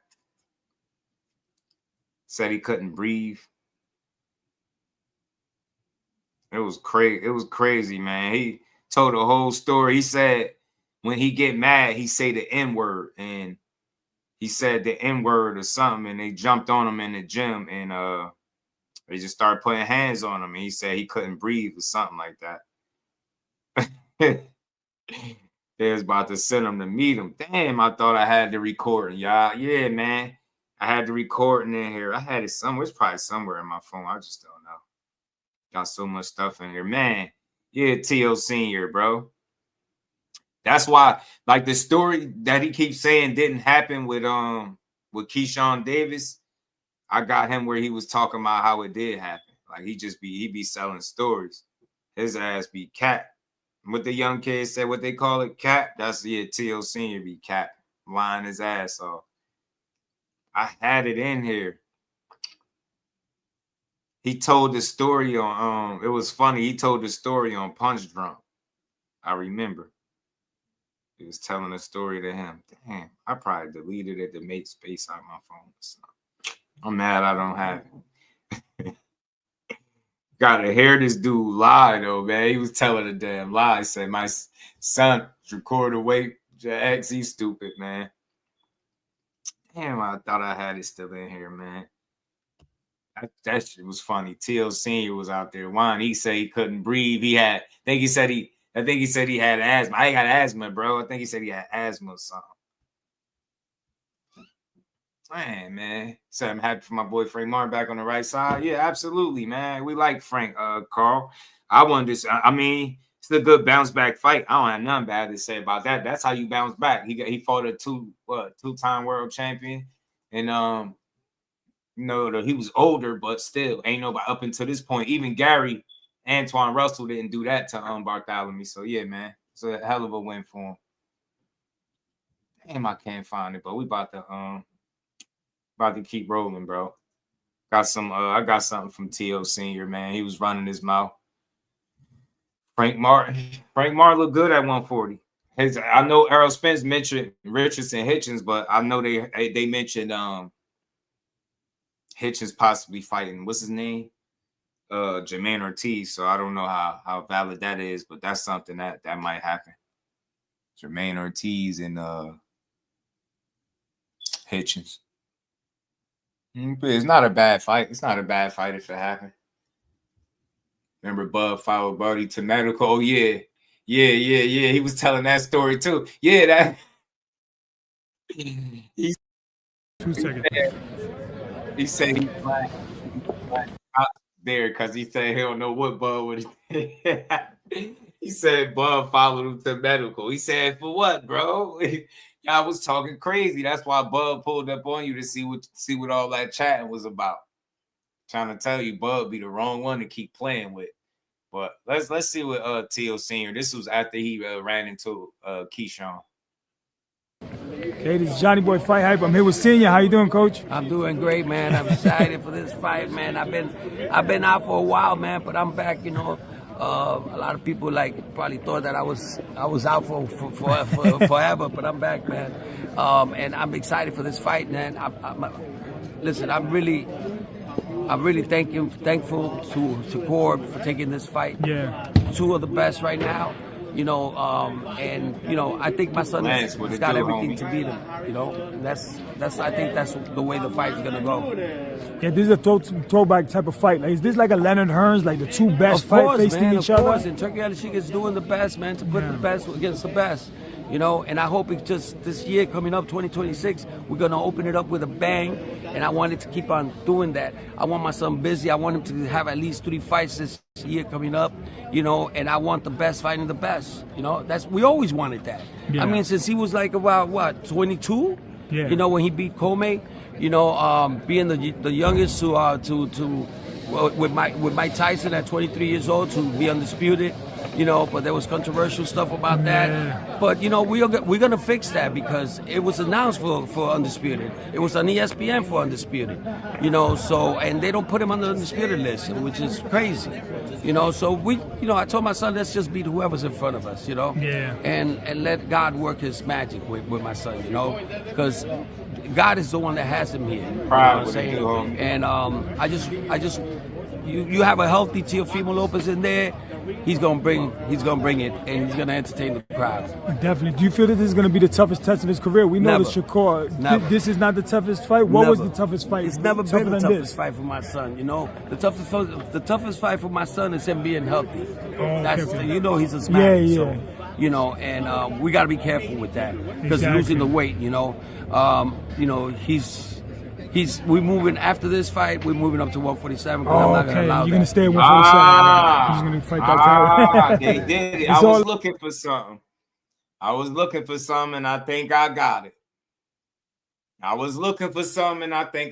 Me and my guy was talking on the phone, and he was saying, "Man, hey yo, Tio look a little a little heavy to me right now. He look a little heavy." And then you hear his dad say his concern with him losing the weight. They going to 147 pounds after this. You already know what that means. That's like, Cole, you got to read between the lines. Once they do that, they already planted the seed. Is any chance that he lose, have a weight cut that's tough, anything like that, he going to say that. Oh, we already said we was going up to 147 pounds. He going to do that. That's what he going to do. He try to slip it in there, but that's what he going to do. Interesting, bro. I in the weight, you know. You know, we fight? What was the toughest fight? It's never been the toughest fight for my son. You know, the toughest fight for my son is him being healthy. You know, he's a smash. Yeah. So, you know, and we got to be careful with that because losing the weight. You know, we're moving after this fight. We're moving up to 147. I'm not gonna allow You're gonna stay at 147. All right. You're just gonna fight that title. It's all. I never heard about them having any weight issues at 140. Nah, bro, because he never said nothing about no weight issues at 140. Shout out to Earl, man. What's good with it, bro? I don't know, man. You know how boxing gets. Sometimes you build one in, and that might be his one. I never heard that before. Like, it's the first time I'm hearing that. You know what I mean? Now because remember, they was talking about being a takeover at 140. I'm not bugging. I was paying attention. You're talking about being a takeover at 140 and fighting these other guys. That's what you was talking about. Then you said a while ago the reason you ain't fight Haney because he ain't had no motion, but Shakur do. Now Haney got motion, like with it indicating that you'll fight him now. And he is at 147. So maybe if that would impress me. You fight Shakur and go fight Devin Haney. That's crazy. But I ain't never heard of it, boxing source. I ain't never heard that, the weight at 140 was a problem. It's like he just threw that in there out of nowhere. Yeah, man. We have to be careful the weight. It's like, whoa, what are you talking about, man? Like, what are you talking about? Well, what's wrong with his weight, man? But my guy did say he looked a little heavy, so maybe. You know, he's a smash. Yeah. So, and we got to be careful with that because losing the weight. We're moving after this fight. We're moving up to 147. I'm not gonna allow You're gonna stay at 147. All right. You're just gonna fight that title. Make a short video on it's all love, right, Keyshawn? It's all love. It's all love, right? It's all love, right, Keyshawn? Keyshawn don't be trying to, like, you know what I mean? But he know what happened. His dad explained the story. Right? All right. Hey, that's it. So, yeah, man, don't miss the fight, man. January 31st, man. It's going to be crazy. It's definitely going to be crazy. And I think Shakur is going to come to fight, man. I really do. But you think it'll be a tough? a lot to prove. But it'll be a close test, or is you saying that Teo's going to blow him out? No, I'm not saying that. It's going to be a good fight. It's going to be a good fight and let the best man win. Absolutely. And then what happens after this? Just one more question. What happens after this going? We're going to call out somebody. All right, Coach. I don't want to say who's number. That's it, man. Thank you so much for your time, Senior. All right, the takeover. Shout out to him, man. They know what time it is. Them walls closing in. Teal's a small 140. Yep, I've seen Teal plenty of times. Teal have no issue making 140 at all. It's Pop's nervous about losing. I'm telling you, ETB, I'm with you, bro. I think he on BS, and he not no super tall dude. Right? Nah, I ain't never heard no issues about him making weight. Like, this will be the absolute first time is all I'm saying. You know what I'm saying? I ain't saying I know everything about these dudes, but I ain't never seen it. Tony was good with it. His career, fan, I admit he was kind of boy, ain't in 135. I don't know, man. I think this fight ended up happening because Teo turned down too many fights, man. I was having that conversation with my guy, too, because I was just wondering, like, damn, you turned down Haney. Looked like Haney was a little vulnerable. You would have thought he would have wanted to jump all over that, but he claims that the reason he didn't fight Haney is because Haney didn't have motion, and Shakur do. That's what he's saying. So we'll see. I just don't be believing Teo. So I don't know. I think he backed himself into a bit of a corner. Like, you know what I think? Like, the good question, like, who Shakur would have fought if it wasn't Teo next at 35, right? And who the hell Teo would have fought if it wasn't Shakur next? They kind of needed each other in a sense. Like, real talk. I think they did. And I think that's the best available name that he could get too. That's established. You know what I mean? 2-division champion. He was former Unified, Ring Magazine, lineal champion, all that shit Teo like to talk about. I'd love to see Shakur take them belts up off his ass. I'd love to see Shakur take them belts up off his ass. Shout out to T Hill. Nah, man, you might be right, bro. You might be right. Might be right about Bob, man. Teal look like an Insanity Fitness DVD dude. I'm telling you.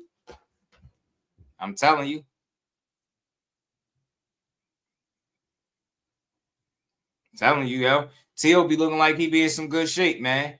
It's over 80, says almost 90 people in the building. Hit that like button on both sides. Sub to the channel. We gonna keep building, y'all. So you trying to save face when they lose? I think so. And this is my thing too, Z. If he don't move to 147 after this win, lose, or draw, we know he was talking BS. Even if they was to pull it off, say they do win, say he do beat Shakur, and you don't move to 47, and you was just building in that excuse because I don't want to hear shit. You said he had to be careful making a weight, and because yeah, man, we going to one. Even the way he said it, like, is it just me reaching? But the way he said it, it sound like you just threw that in there at the end. Like, yeah, we got to be careful. Like, what do you mean you got to be careful making the weight in the division where you campaign at? That's where you at. I ain't hear you say nothing about nothing, bro. Nothing. If you was going to go to 47, then you definitely should have took the Devin Haney fight. To me, shout out to Travis, man. Core going to be on his helmet, man. Just with the takeover. So you always talk about him body-wise, just slimmer guy, maybe as slimmer body type where he can add a ton of muscle. Had to be very slim. I don't know, man. I don't know. I just think Tio, that's the first time I heard it. What was the toughest fight? It's never been the toughest fight for my son. The toughest fight for my son is him being healthy. He's a smash. Yeah. And you know what? Not for nothing. That mentality right there is why I think he'll get beat too. It's okay to admit when you're not at your best. I get what he's trying to say in a sense, right? To a degree where he's saying, look, the biggest challenge for my son is staying healthy. But he talking about in the boxing ring, bro, in terms of boxing. Kambosos gave you hell. Nakatani gave you a tough time, had you talking about not fighting tall dudes. Sandor Martin had you questioning, do you still got it? Jermaine Ortiz had you and him complaining about him running.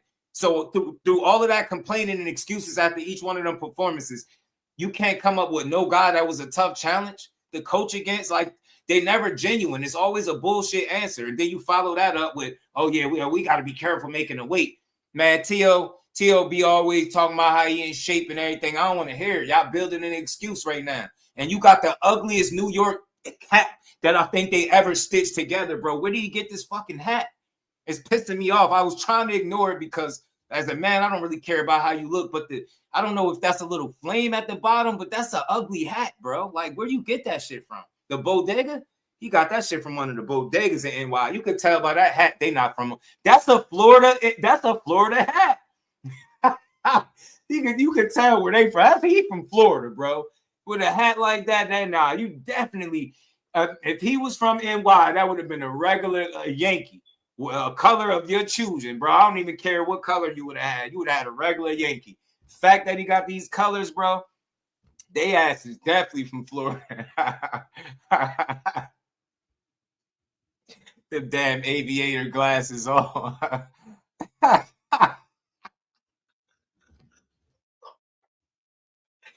gotta chill, man. Now you can tell his ass from Florida with that hat, though. Got that from one of the bodegas. That hat look like it smell like cheese steaks and cold cuts, bro. That shit definitely smell like a chopped cheese. Front of that hat smell like a chopped cheese, no lie. I know it, dude.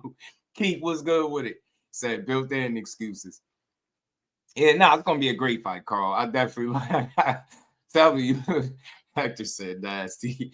Yeah, that hat. He said right. Yeah, he could have did a regular blue Yankee or something, white, black, whatever color you're choosing. But they go get one of them, bro. He got the hats like. You go get that. He definitely got it. He a dad, yo. I gotta spare him because he got a kid. He got a kid. He a dad. He got a dad hat on. I'll stall him out. He got a dad hat on.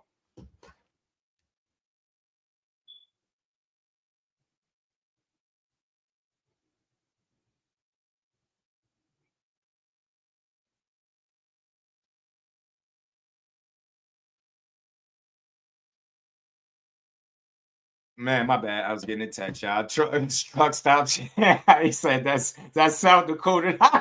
My bad, Kyle. My bad. From Kyle, like, look, we not playing this shit. He from South Dakota. Hey, Cut was good with it. He definitely got that hat out the Poppy store. He definitely know the Poppies that gave him that hat. They just gave that to him on the strength. They seen him. They seen him that he was Teofimo Lopez Sr. They said, look, man, this is what we got for you. Yeah, he got a dad hat, Carl. You know, we got kids. I know a dad hat when I see one. You got to have fun with this. I like T.O. Sr., man. They cool, though. They cool. But he definitely got a dad hat. He got that shit from the from 12 was good. Almost looked like he put the NY sign over Just Do hat. He drove it. Oh, 12, now that you say it, he did look like he was trying to be disrespectful like that for a second. It do look like the bottom of my logo just a bit, right? With the flame. Yeah, I'm going to have to go see about him. I'm going to have to go see about T.O. Sr., bro. The disrespect going to stop. You know what I'm saying? We not going for that at Jervs. Shout out to 12-3. He said, wild fit, $4.99. Mike Kirkland, my brother. How you feeling? Good luck. Take this with you. Yeah, that's what I'm saying. Hey, Carl know what's up. Said iron on logo. Yeah, they definitely pulled out the iron out the back. They pulled the iron out the back and got the stitch in that John. Oh my God, man. Man, that's funny, man. Tio don't know who to claim. I'm telling you, he ain't from NY though. Like, not that it matter. We just having some fun with it. I like Tio, but his swag lets you know he not from NY, bro. I let his father live this whole time, bro. Look at he got on like some type of jersey that looked like a football jersey with like a baseball. Nah, that's not it. That's not it, yo. That's not it. He mixing sports. Bro got a damn football jersey on. He got a football jersey on. Know what I'm saying? Nah, that ain't it. He got a football jersey with a baseball hat. That's not it. That man is from South Dakota. Like, I don't want no problem with my guy Cal, so we just gonna say from South Dakota. Cal's crazy. Cal said that man from South Dakota, man. Oh, that's crazy, bro.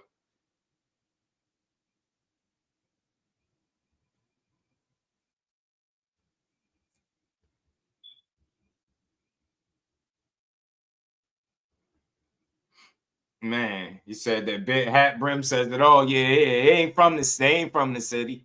No evidence. What's good with it, bro?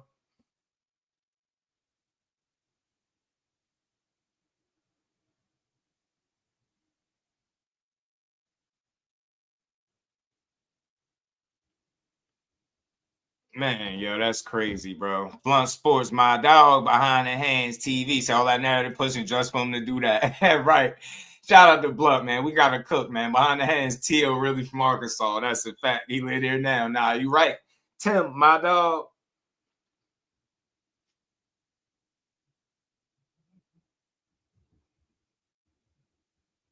Man.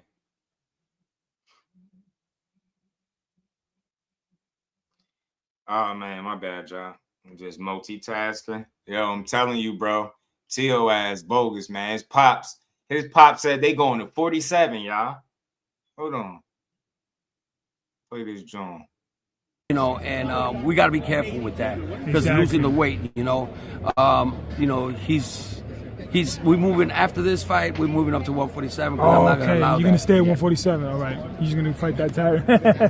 It's all love, right, Keyshawn? It's all love. See, he said they got to be careful. They moving to 147. What was the toughest fight? It's never been the toughest fight for my son. You know, the toughest fight for my son is him being healthy. You know, he's a smash. Yeah. So, you know, and we got to be careful with that because losing the weight. You know, we're moving after this fight. We're moving up to 147. Oh, I'm not gonna allow you're gonna stay at 147. All right, you're just gonna fight that title.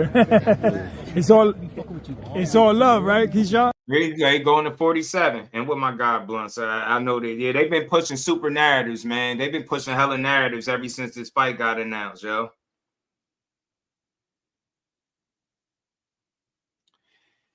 Bro, nah, we definitely Blunt. You don't know how on point this post was right here. You just don't get it. You don't get it, bro. Cause I was gonna play Greg Hackett and my guy Mill from YSM video where they talked about this. So we gonna segue into this though, because I'm pretty much done with this Tio interview. That's the biggest takeaway that I got from all of this. He got respect. Yeah, that's that. I don't know what kind of jersey he got on. I'm gonna just let that live though. He got that whole outfit from the Poppy store. What kind of design? Yo, what? That is not a Yankee fit, is it? Nah, you definitely got that shit from the Poppy store. That shit is wild. I don't even know why he backed that out. He really popped out with you embarrassing, bro. Pops has definitely got kids. He dressed like he got kids. That's all. Cause I can't dress for shit. Nah, I could, but I don't care about putting on all that flashy shit. But I definitely ain't putting that on. That bro got that hat from right under the right from where the white tees at. You know what I'm saying? He got that shit hanging right above the cheese where the cheese steaks be getting cooked. That hat definitely smell like cold cussed cheese steaks. Oh man, he definitely got that jersey off the rack too. Of 100%. There's nothing else. Hell yeah, we gotta get this up though. We gotta pull this up though, y'all. So yeah, man, he said they respect Shakur. He said it's gonna be a good fight. He said he thanks Shakur for taking it. I get it, man. I respect them both for giving us this fight. It's gonna be a good one. But he did say something that I think could be a built-in excuse. He said they moving to 147. He said they got problems with what'd he say? Said something with the making the weight. He said good fathers can't dress. So none of us. Because I was looking at my shit shout out to KO. I was looking at my shit the other day. I'm like, damn, man. I need to go to the store. So I need to go get myself together, man. This shit ain't looking good out here, man. Telling you. Can you be looking at the kid like, damn, before y'all used to be able to dress a little bit. Now you get kids, you start wearing truck driver hats and shit, dad hats, extra designs and shit on it. Like, look, the hat got mad designs, the glasses got mad designs, he got hella patches on the jersey. He definitely a dad. He don't care. He officially don't care. He fall when he get inside the ring. He don't care.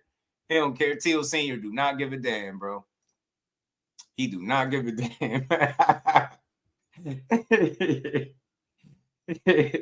I don't know what side y'all on, but hit the like button, man. It's 77 people here. Hit the like button, man. We gonna keep having fun. I wear hoodies and ball caps.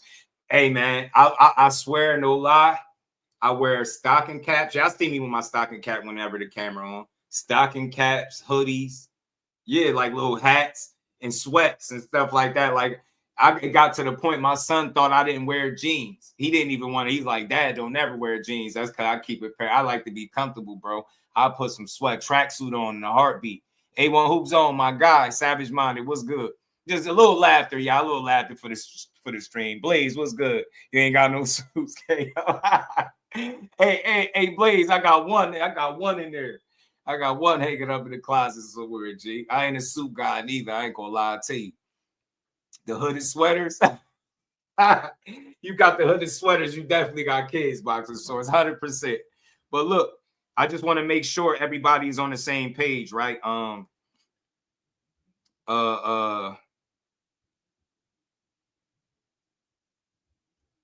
He said they was going to 147 after this. He expressed some concern about making the weight. I've never heard that before. Maybe it's just news to me. If I don't know if any of y'all ever heard it, I never heard Teofimo having any trouble whatsoever making weight at all. And I'm telling you now, just because I know how the Lopez's operate, if it's any chance that they don't look the way they're supposed to look in the fight, they're going to say that. Remember, he want this thing, and this is why, y'all, this is why I know I'm not reaching. This is why I know I'm not reaching. That when I started working from home, I get all shit to my little brother. Telling you, I ain't with none of that. But look, this is why I know I'm not reaching. Teofimo Lopez Sr. wants us to believe that they fought Cambosis with no air in their chest. This is what he wants us to believe. He didn't specify. You can't just make bold claims like that and just like think we're gonna roll with it. Like, all right, yeah, Teo fought for more than a half an hour with no air. Like, bro, what? What do you mean? What are you talking about? You telling me your son got in the ring and fought with no air in his lungs? Like, how did he do that? And lived to tell about it and took punches and everything, get dropped, cut, all of that, and made it through 12 rounds. So, look, man, Telling you now, Shakur go out here and cook Teofimo. I 100% bet y'all, guarantee you that he's going to say something about the weight. I can bet money, man. I just feel that in my heart of hearts. He going to say, well, we was planning on going to 147 anyway.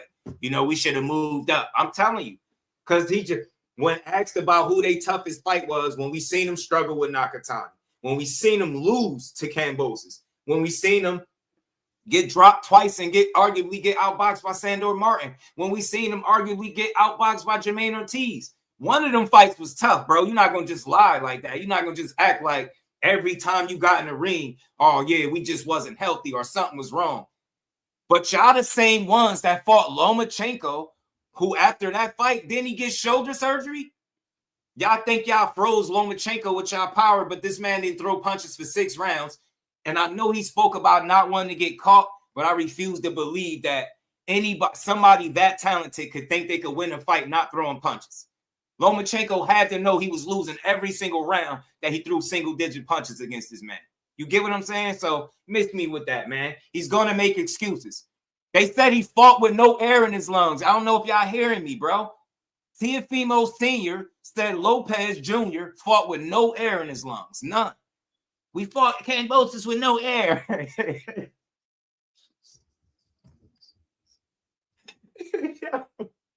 He dead serious. Yo.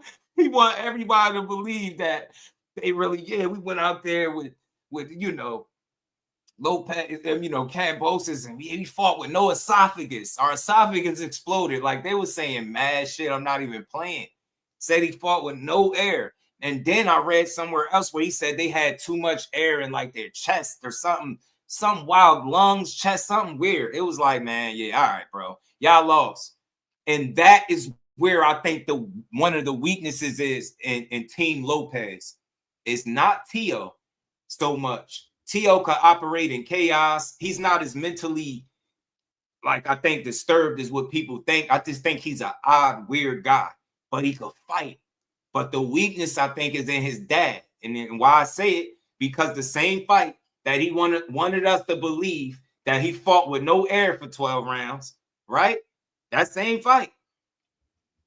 Shout out to the Queen Jessica. How you feeling? That same, he said the struggle with weight, but can't fight 12 rounds without air. Yo, bro, make it make sense. You get what I'm saying? Shout out to Motown. What's up? He said blood oxygen. He make it make sense, bro. He was wilding in no air, but that's saying the same Kambosos that we watched beat him. Like he made excuses. He never is honest about why Teo's performances may or may not have looked a certain way, right? Teo was asking the world in front of the world with cameras rolling everywhere. Do I still got it?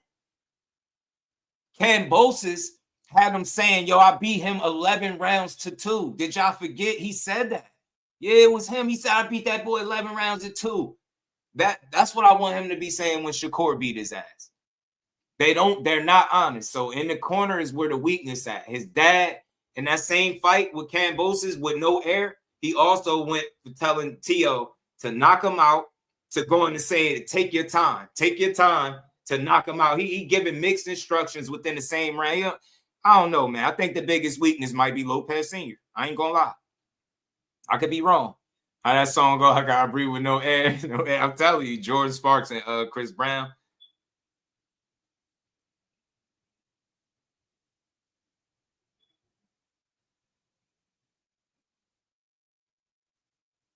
And that, do I still got it? Yeah, remember he was asking, do I still got it and all types of shit.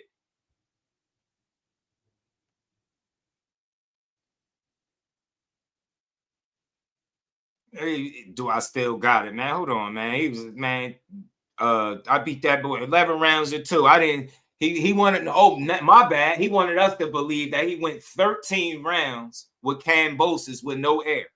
13 rounds, not even 12, 13 rounds with no air. 13. Man, I beat that boy. Where is that? Remember this? I believe this was a close fight going into those last 2 rounds. No, I don't. I don't believe it was a close fight at all. I believe that at the end of it all, I scored 11-2. This was a close fight going into those last 2 rounds. No, I don't. I don't believe it was a close fight at all. I believe that at the end of it all, I scored 11-2. Core gonna be having him saying he won 11-2, bro. It's nasty work. Are we gonna keep building though? We ain't done though. But nah, let's see if they move to 147. Let's see if that's a built-in excuse, or let's see if that's something legit. Win, lose, or draw. If he move up, I will look at the statements that he made as legit instead of a built-in excuse. But if he don't move up in his very next fight, win, lose, or draw, he was just building in it. Like I said, it was just a built-in excuse. Savage minded. He might get dropped for the first time. Listen, he could. Savage minded. T.O.'s the most athletic guy that I think Shakur's fought. Could be the fastest too. Twitchiest guy that he's fought. As far as his chin go, it's tough, right? It's tough. It's tough to try to explain it because I don't know how closely you watch his fights, right? But for me, I've seen him take really good shots. I've seen him take it. As rare as it be, I've seen him take really good shots. Like, for example, you've heard I ain't gonna say Artem is some big ass puncher, not by any stretch, but you heard Frank Martin say he's strong, he got some power. You heard Shakur say the same thing. I remember being at the fight, watching him fight Artem, and Artem caught him with like a hook, boom, and knocked spit clean out his mouth. I've seen him take flush, clean shots, right? But have you seen somebody be able to hurt him yet? That's a no, right? But you've heard him tell the story about you heard him tell the story about Oscar Valdez hurting him, hitting him to the body and him feeling like he had to throw up, right? So that's something. I think T.O. would have a better shot attacking the body based off what Shakur has admitted to us publicly. Like, I just being transparent. He's like, bro, you hit me in my damn stomach.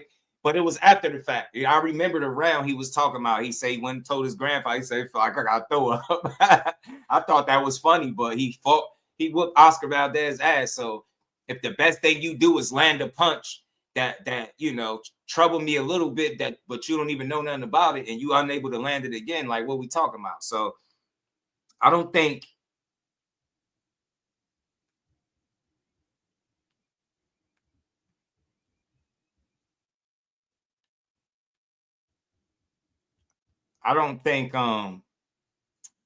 it's a question if he has a chin. I just think, we just haven't seen him get hit flush enough where you've seen him hurt, right? I could understand somebody saying, well, how would he respond if he gets hurt? Because we haven't seen that in the ring, in the boxing ring, right? But I know with 8-ounce gloves is different than sparring, but like my dog probably in here behind the hands TV, been able to see this man work personally with some truly big dudes, man, and do more than hold his own. So I just don't think the 5 pounds is going to be like a deciding factor. I don't feel like Teofimo's power at 140 is going to be the deciding factor.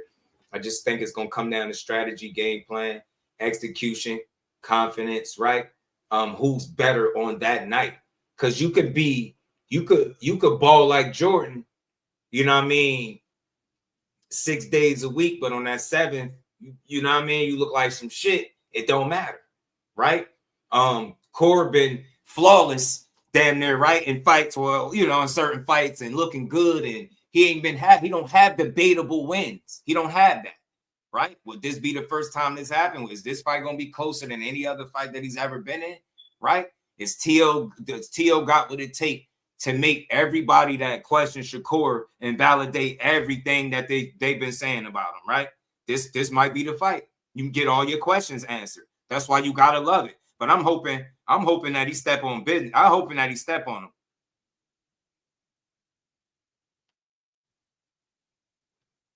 I'm hoping that he step on him. I just know it ain't gonna be easy because I know T.O. a weird ass dude, and he know how to perform under weird circumstances. Like when the odds and the deck stack up against him, his little weird ass come out there and have a good fight. But I said it earlier, and then we're gonna move on to this next topic. This could be the fight where that could come back to haunt him. Him having to have a certain level of a guy to be in front of him to raise his performance to that level, right? You get what I'm saying? Is Shakur going to be too much on the night? Is he going to be too smart? Is he going to be one step ahead of Tio on the night, right? Is he going to show him what that liquor shit that he was talking about was about, right, Cal? You know what I mean? He got to represent for all the dark liquors. Cal ain't never going to forget that liquor stuff he was talking. Comes to high-level chess game, I think power goes out the window. That's what I be saying, 12. I think it's going to be more of the mental approach. And look, I'm glad you brought that up, because if you hear Tio and his dad, they seem like their approach is more of a physical, like, we could overpower him, or we stronger, or we hit hard, or Tio talking about, oh, my power, I'm going to knock him out. It's not going to go 12 rounds, all this stuff, right?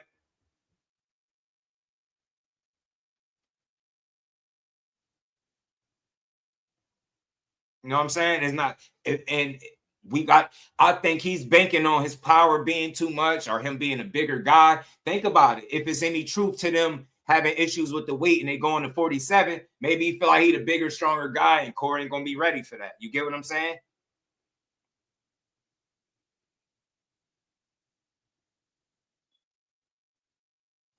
What if this is Batman versus Joker and Teofimo is the Joker?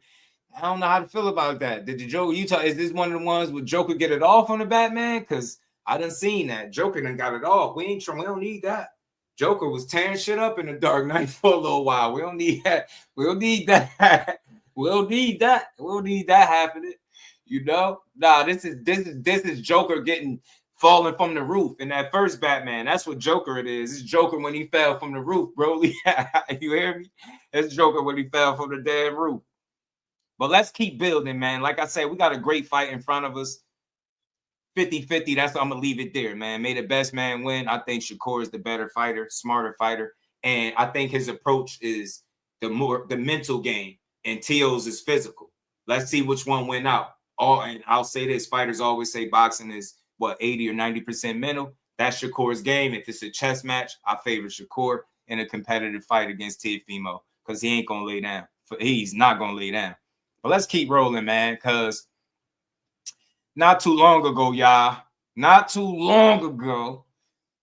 when I say not too long ago, Faber G's, what it do? Not too long ago, I mean like just yesterday, probably as recent as today, they was having this conversation. Shockey Foster this, or Shockey Foster that. Shakur, you need to fight Shockey Foster. You ducking Shockey Foster. Never mind Tio, bigger fight, more meaningful fight, more established guy. He only got one loss, better fighter from what we can see, right? Just from what they've proven, right? Because I think Shock could give Tio hell, I ain't gonna lie to you. But anyway, right? Remember all this duck talk, he ducking. He ain't gonna fight him. He ducking some Shockey Foster, he's scared. That's why he going up to 140. And we see today, and the person that reported this was Dan Raphael. Shout out to my bro Blunt. Breaking news. Shockey Foster has decided to vacate the WBC interim 135-pound title and keep his WBC 130-pound title.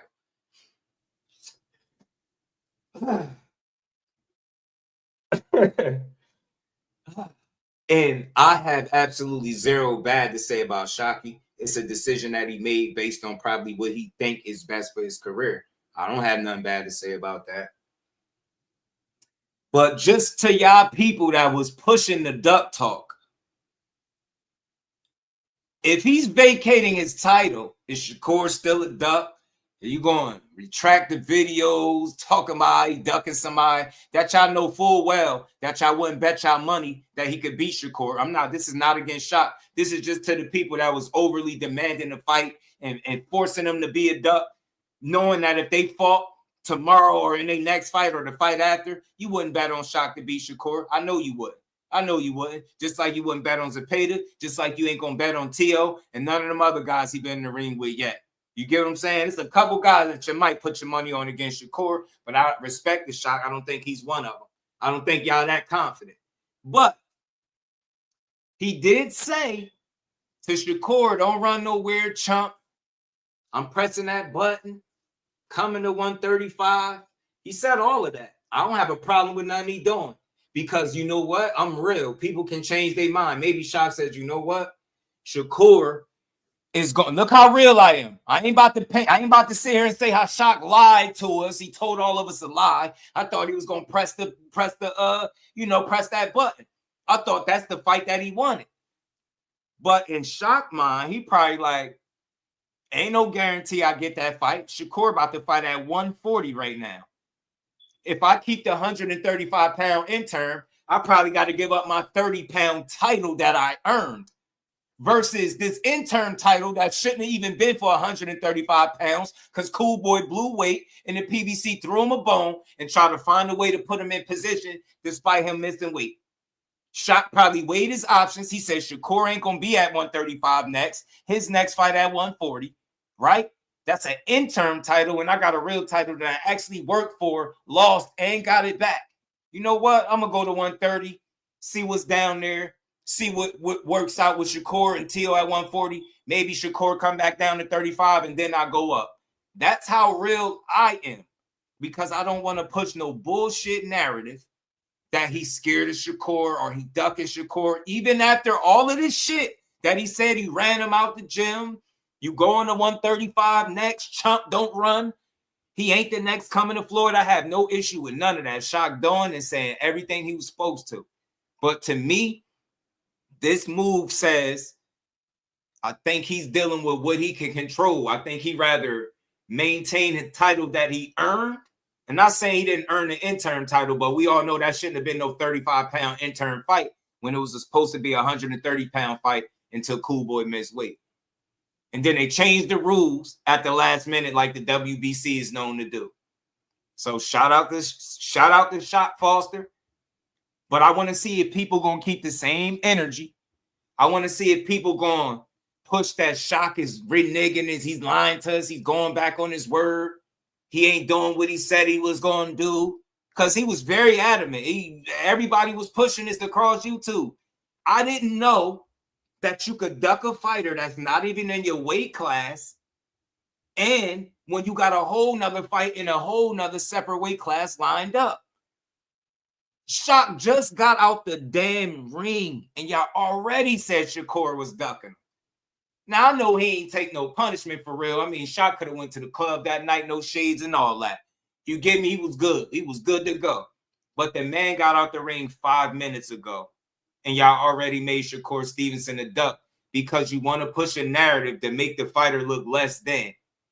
When in reality, some of y'all same people, because I know, because I was here for it, the same ones that are demanding Shakur and Shock to fight are the same ones that when Shock fought Rocky Hernandez, they was questioning if Shock is it. The 2 fights with Robson, Conceição, they was questioning if Shock was it.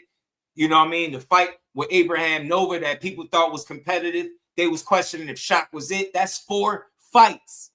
They was questioning and saying he's not the guy.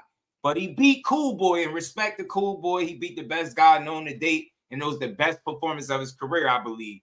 Now, all of a sudden, you go from he's not the guy, he ain't looking like the goods, to now Shakur's ducking that same guy that just wasn't looking like the goods for 4 fights damn near straight.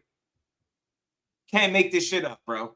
Shout out to Shocky Foster. I think he weighed his options. I think it probably made more sense, like I said, for him to defend the title that he had at the weight class of 130. And, hey, Shakur wouldn't have been there in his next fight. I can guarantee you and bet money that he wouldn't have got that fight in his very next fight. You get what I'm saying? So, nah, I ain't here to push no fake-ass narrative that Shock somehow is backing on his word and he not keeping it real and he lying and he capping. No, man, he probably weighed his options, and that probably made the most sense for him to do. And sitting at 130, you could clearly say he one of the best, if not the best 130-pounder. They'd say Lamont Roach ain't there. Shock just be Cool Boy. Who y'all got beating Shock at 130? Ain't a lot of guys, right, that you have beaten him. So he definitely one of the best guys there. Get what I'm saying? So shout out to him. But we about to get into it. I'm about to play the video from YSM and Greg Hackett because they talked about this. You know, this whole duck narrative. You want to see Foster versus Navarrete forward next. I like that, Ali. I like that too. Crush the legend, my dog. What's good with it? The truth is, that really secret fans just can't show it because they hated on him too much. That's a fact, bro. That's a fact. Shock better pick that belt up. I'll fade the rest of Shock locks. And you know, look, Cal, I gotta stay consistent with me. You know, I can't join the circus. Like somebody else would have took this information and spent the whole narrative with it. And Shock would have been a duck and scared, but he ain't gonna be this shit tomorrow. You're not gonna see nobody talking that bad on his name, and they shouldn't by that way. But I just wish they had that same energy for everybody.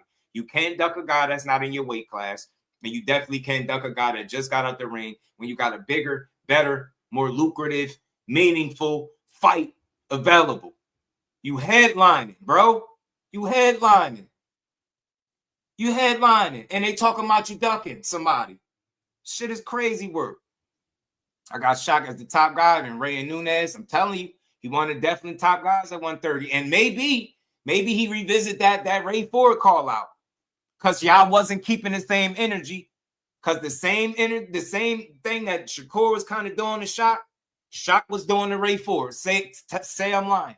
Tell me I'm lying. Tell me I'm lying. They weren't doing the same shit. So now maybe with this move that Shock can actually fight Ray Ford, because I think that is a good fight that people would be interested in. The sky's the limit for Shocky Foster, man. He showed up and showed the hell out. And unlike everybody else that talks shit about Shakur and wanting to fight him, I believe Shocky Foster. I just don't have all the answers. And I believe if this is in fact the 100% truth, he vacated that intern.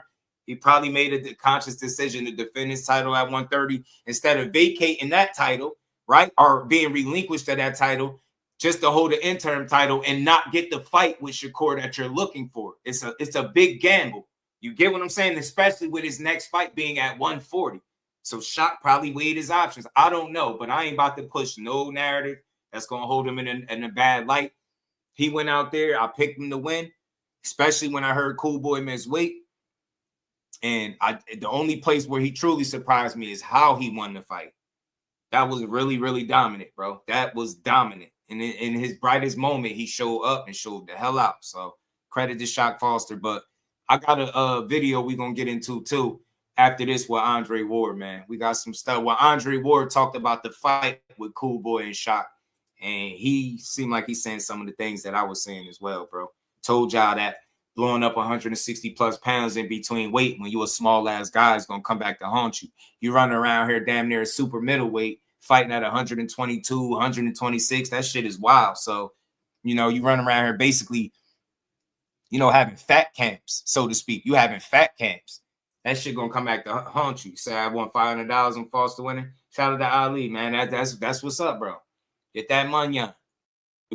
Pitbull, Shakur Stevenson is fighting. You stupid, bro. Let me take this down. Shout out to Shock Foster. Shout out to my guy Mill YSM and Greg Hackett. This they was talking about you know, the duck narrative with the Shock Foster and shit. And I think GHB was saying, look, people gotta pump their brakes, man. So let's hear it. Let's hear it. Teofimo Lopez, right? Yeah. And he's moving up in weight to do it. Taking on a tough guy. Yeah. Arguably #1 guy in the weight class. Yeah. And now it seems like fans are pushing the narrative that Shakur Stevenson is ducking Shacky Foster. Due to Shacky now becoming Shakur's mandatory, and Shakur basically saying that since you don't want to give Raymond Ford an opportunity, I'm not going to give you one. If you want a shot at me, you got to fight Raymond Ford. And basically saying that he'll vacate the belt at 35 if he wins against Teofimo Lopez. What's your thoughts on people calling Shakur duck? I could understand people saying that because Shacky went on the cigar talk a while back and said that he was, you know, every time he boxed Shakur, he basically got over on him. So it's basically saying like it's something about my style that, you know, it gives him trouble. And Shakur, as far as Shakur, I don't think Shakur would be really ducking Shacky, but I don't know. Also, I mean, people listen to me talk and they think everything I say is law sometimes, but it's not. And I'm not trying to put it that way. And when I am, I look y'all in y'all eyes and I say I am. But I don't know that situation between Shakur and Shacky. I don't know how they go because I never been around them together. I don't know. I never seen them box each other. So to say he ducking them, I don't know. But Shakur did say that he was going to win at 40 and then go back down. So to hear him say you know, well, you gotta fight Ray Savage if you want to fuck with me. I ain't mad at that fight neither, but the energy is directed towards you because I just wanted a mandatory. Well, to be honest, there was this energy before. No, it was. Yeah, It was. so what I'm saying. he didn't. It seemed like O'Shaki don't want to fight Ray. He wants to either unify with the champions. It's or a fight bigger Shakur. fight. It's a bigger fight. But that's what I'm saying. Ever since they became the mandatory, that validates the fight. It validates the fight. Yeah, that's what I'm saying. So it's like, all right, Shakur, if you said you was gonna beat Tio, then come back down and leave that spot open for Keyshawn or whatever y'all, you know what I mean, they got going on. I think O'Shaki is a good fight for him at 35. And plus, we ain't never seen O'Shaki at 35, so why not? I mean, I don't know. It's a champion. For me, I wouldn't be mad at either fight, but I feel like O'Shaki treating Raymond Ford like Raymond Ford's not. I'll say this, man. I'll say this. Fighters be having plans and shit that they want to do. I'm not really overly critical of something somebody is saying about another fighter when they got a way bigger opportunity lined up.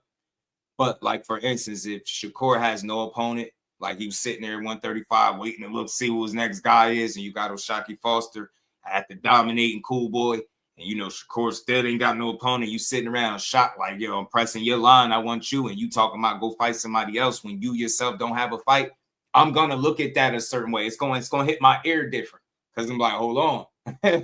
Nah, bro, he been talking crazy. Say he ran you out the gym, all types. He been talking a lot. Like he talking like he real confident. He talking like he knows something we don't know.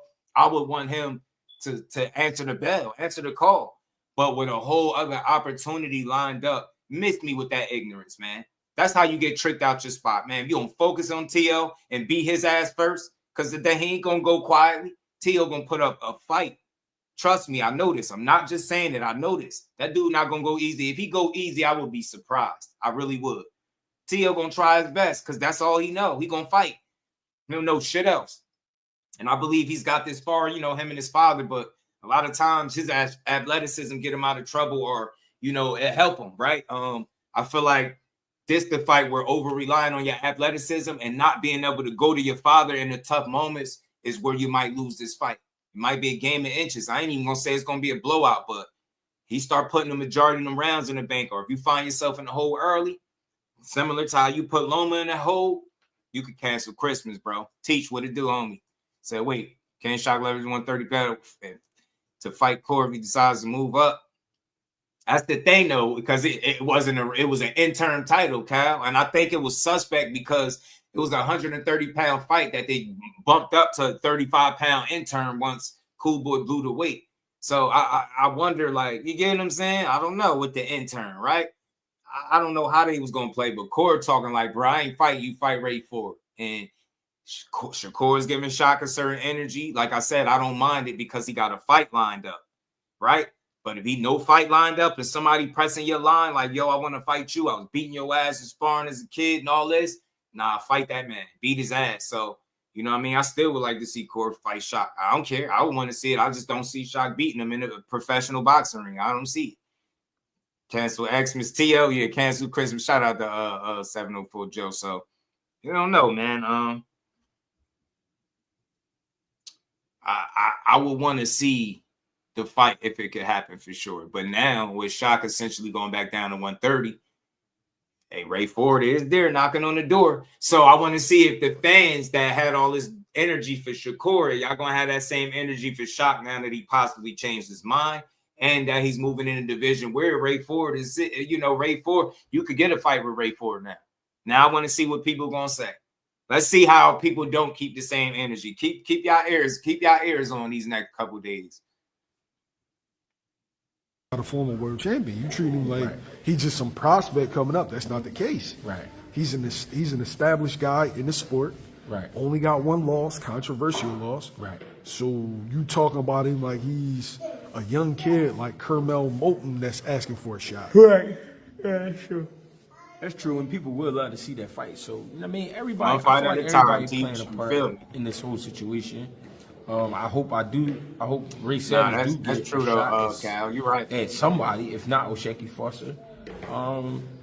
I just think ultimately, without saying it, maybe his plans wasn't 100% on fighting Shakur the way he said it was. Maybe not if he decided to change his mind, or maybe it is what I said.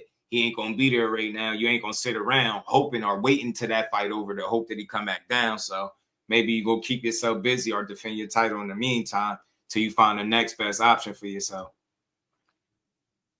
I don't know, man. This shit just weird, man. I don't know. It's weird.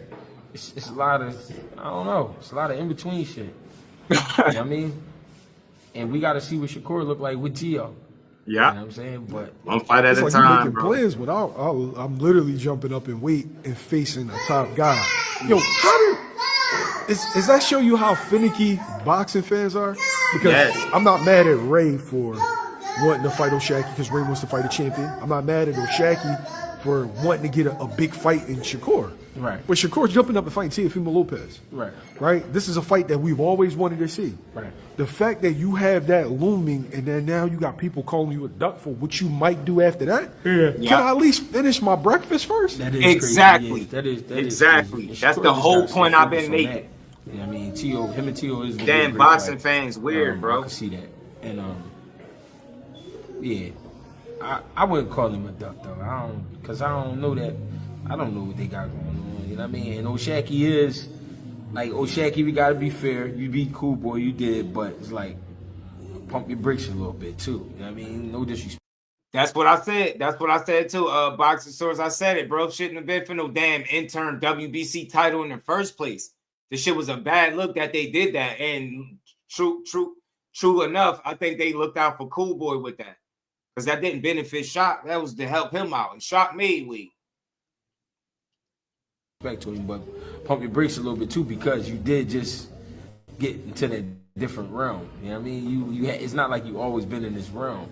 You know what I'm saying? You ain't always been on this level, so I understand that too. You know what I mean? I get it. Man. Everybody got their little points.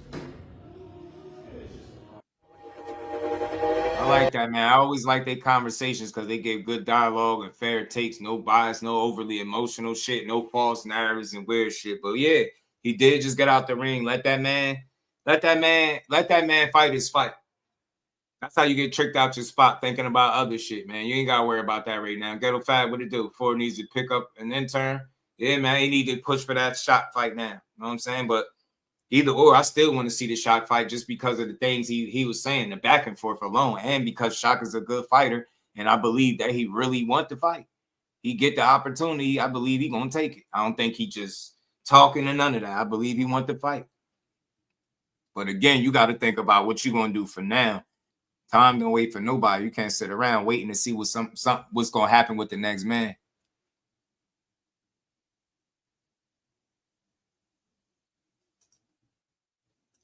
Let's keep rolling, man. Let's keep rolling. A goofy move by the WBC. Facts. They keep on making themselves look bad.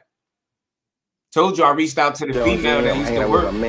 She used to work for the WBC, and she exposed Mauricio Suleiman. I reached out to her. She reached back. She said she was busy this week, but she was asking me when did I want her to come on and speak about it. But I'll still see if I can connect with her. Boxing with 2-4, what it do?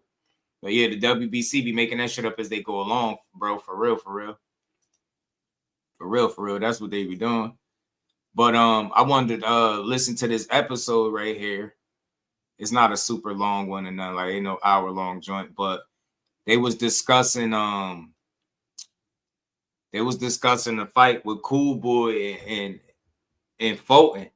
And I think Ward was talking about basically he lost before he even got in there. And he spoke about basically keeping the weight down. Remember, he went on the same platform and was talking about how he blow up in weight, he be in the 160s, not 160, 160s. So that could be super middleweight. You get what I'm saying? All that shit. So you run around there that heavy, and then you got to blow all that weight and make 122 or 126, and now you got to make 130. You get what I'm saying? You killing yourself, man, having to keep cutting that much weight. So I think Ward hit on something, man, and I think this is very important, man. It's a good listen for fighters that need to keep their weight down in between fights, man. That shit can cost you the big one, I think. ABC pay-per-view card on Prime Video. We previewed this Hit the card like button, going man. We into got the over week, 70 people on and both it's a sides, card that I man. was Y'all very hit the like excited button, about y'all. for a lot of reasons. Jesus Ramos Jr.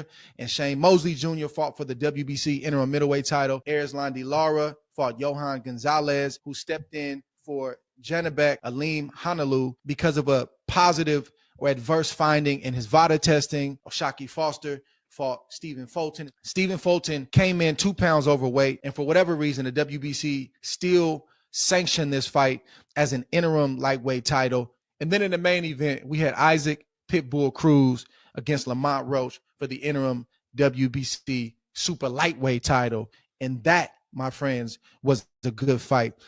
The fight with Jesus Ramos and Shane Mosley was a good fight for two fighters in similar spaces. I had Shane Mosley Jr.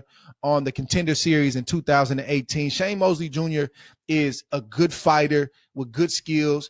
And believe it or not, he has some of his father in him. You see some of the fast, twitchy type of punches and foot movement. He's a very tough fighter who can take a lot of punishment. I don't know if that's a badge of honor, but it's certainly something that you respect. He did take a lot of punishment in the fight with Jesus Ramos. He never quit. He never stopped trying to win. But when you're taking punishment like that at this stage in your career, when you're trying to get to a championship level, you got to start taking some hard looks at your career and see if this is something that you really want to do, because things are not going to get easier for Shane Mosley Jr. They're going to get harder. But the future is bright for Jesus Ramos, just a good young fighter who has a great family and a great background. And he's a fighter that does a lot of great things. And I like what I've seen from him so far. And the sky's the limit for Ramos moving forward. And he's looking forward to fighting for the full championship WBC title in the near future. The fight that we were looking for, Erislan De Lara and Janabek Alim Hanalu, wasn't the fight that we got. We said at the top of the show that Janabek had an adverse finding with his VADA testing leading into the fight. Janabek had to step aside as he's waiting for his B sample to come back. I'm going to reserve my opinions until that sample comes back, but that's not a good look for him and his team, as this was the opportunity that he really wanted. Janabek was a guy who passed the eye test with flying colors, and it seems like nobody really wants to fight him. And what he's missing is the namesake or the type of marquee victory to get him in position where guys can no longer duck and they have to fight because there's enough money on the table. This is a huge setback for Team Janabek. If the B sample comes back positive, he's got other issues that he has to deal with, but there's always a replacement in the sport of boxing. There's always a fighter somewhere. He might be sitting on a couch or he might be in the gym and he's just a phone call away. And that fighter was Johan Gonzalez. Johan looked very, very strong and in shape, and he was a tougher fighter than many thought that he would be for Erislan De Lara. Lara dropped Gonzalez in the first round and then ultimately in the last round, but Lara sort of went back to some of his older ways where there's excess movement, not enough punches, and I don't know. You have to give him a little bit of grace, Lara, because he didn't have a lot of time to prepare for Johan Gonzalez. This is Gonzalez's Super Bowl, and this is just another fight for Lara. He was preparing for another fighter and another type of fight, and it's switched in the fourth quarter. That's a lot to deal with, but you do expect a fighter of Lara's caliber and with Lara's experience to make those adjustments. And I think that Lara could have gotten Gonzalez out of there. And he's shown that in his older age, being over 40, I think Lara's 42 years old, that he's willing to stand there more. He's willing to stay in the pocket. And he's surprised a lot of people because Lara's always had respectable power, but he's shown that he's got real power. The type of power that's knocking guys down and then knocking them out. And he showed. Yeah, man.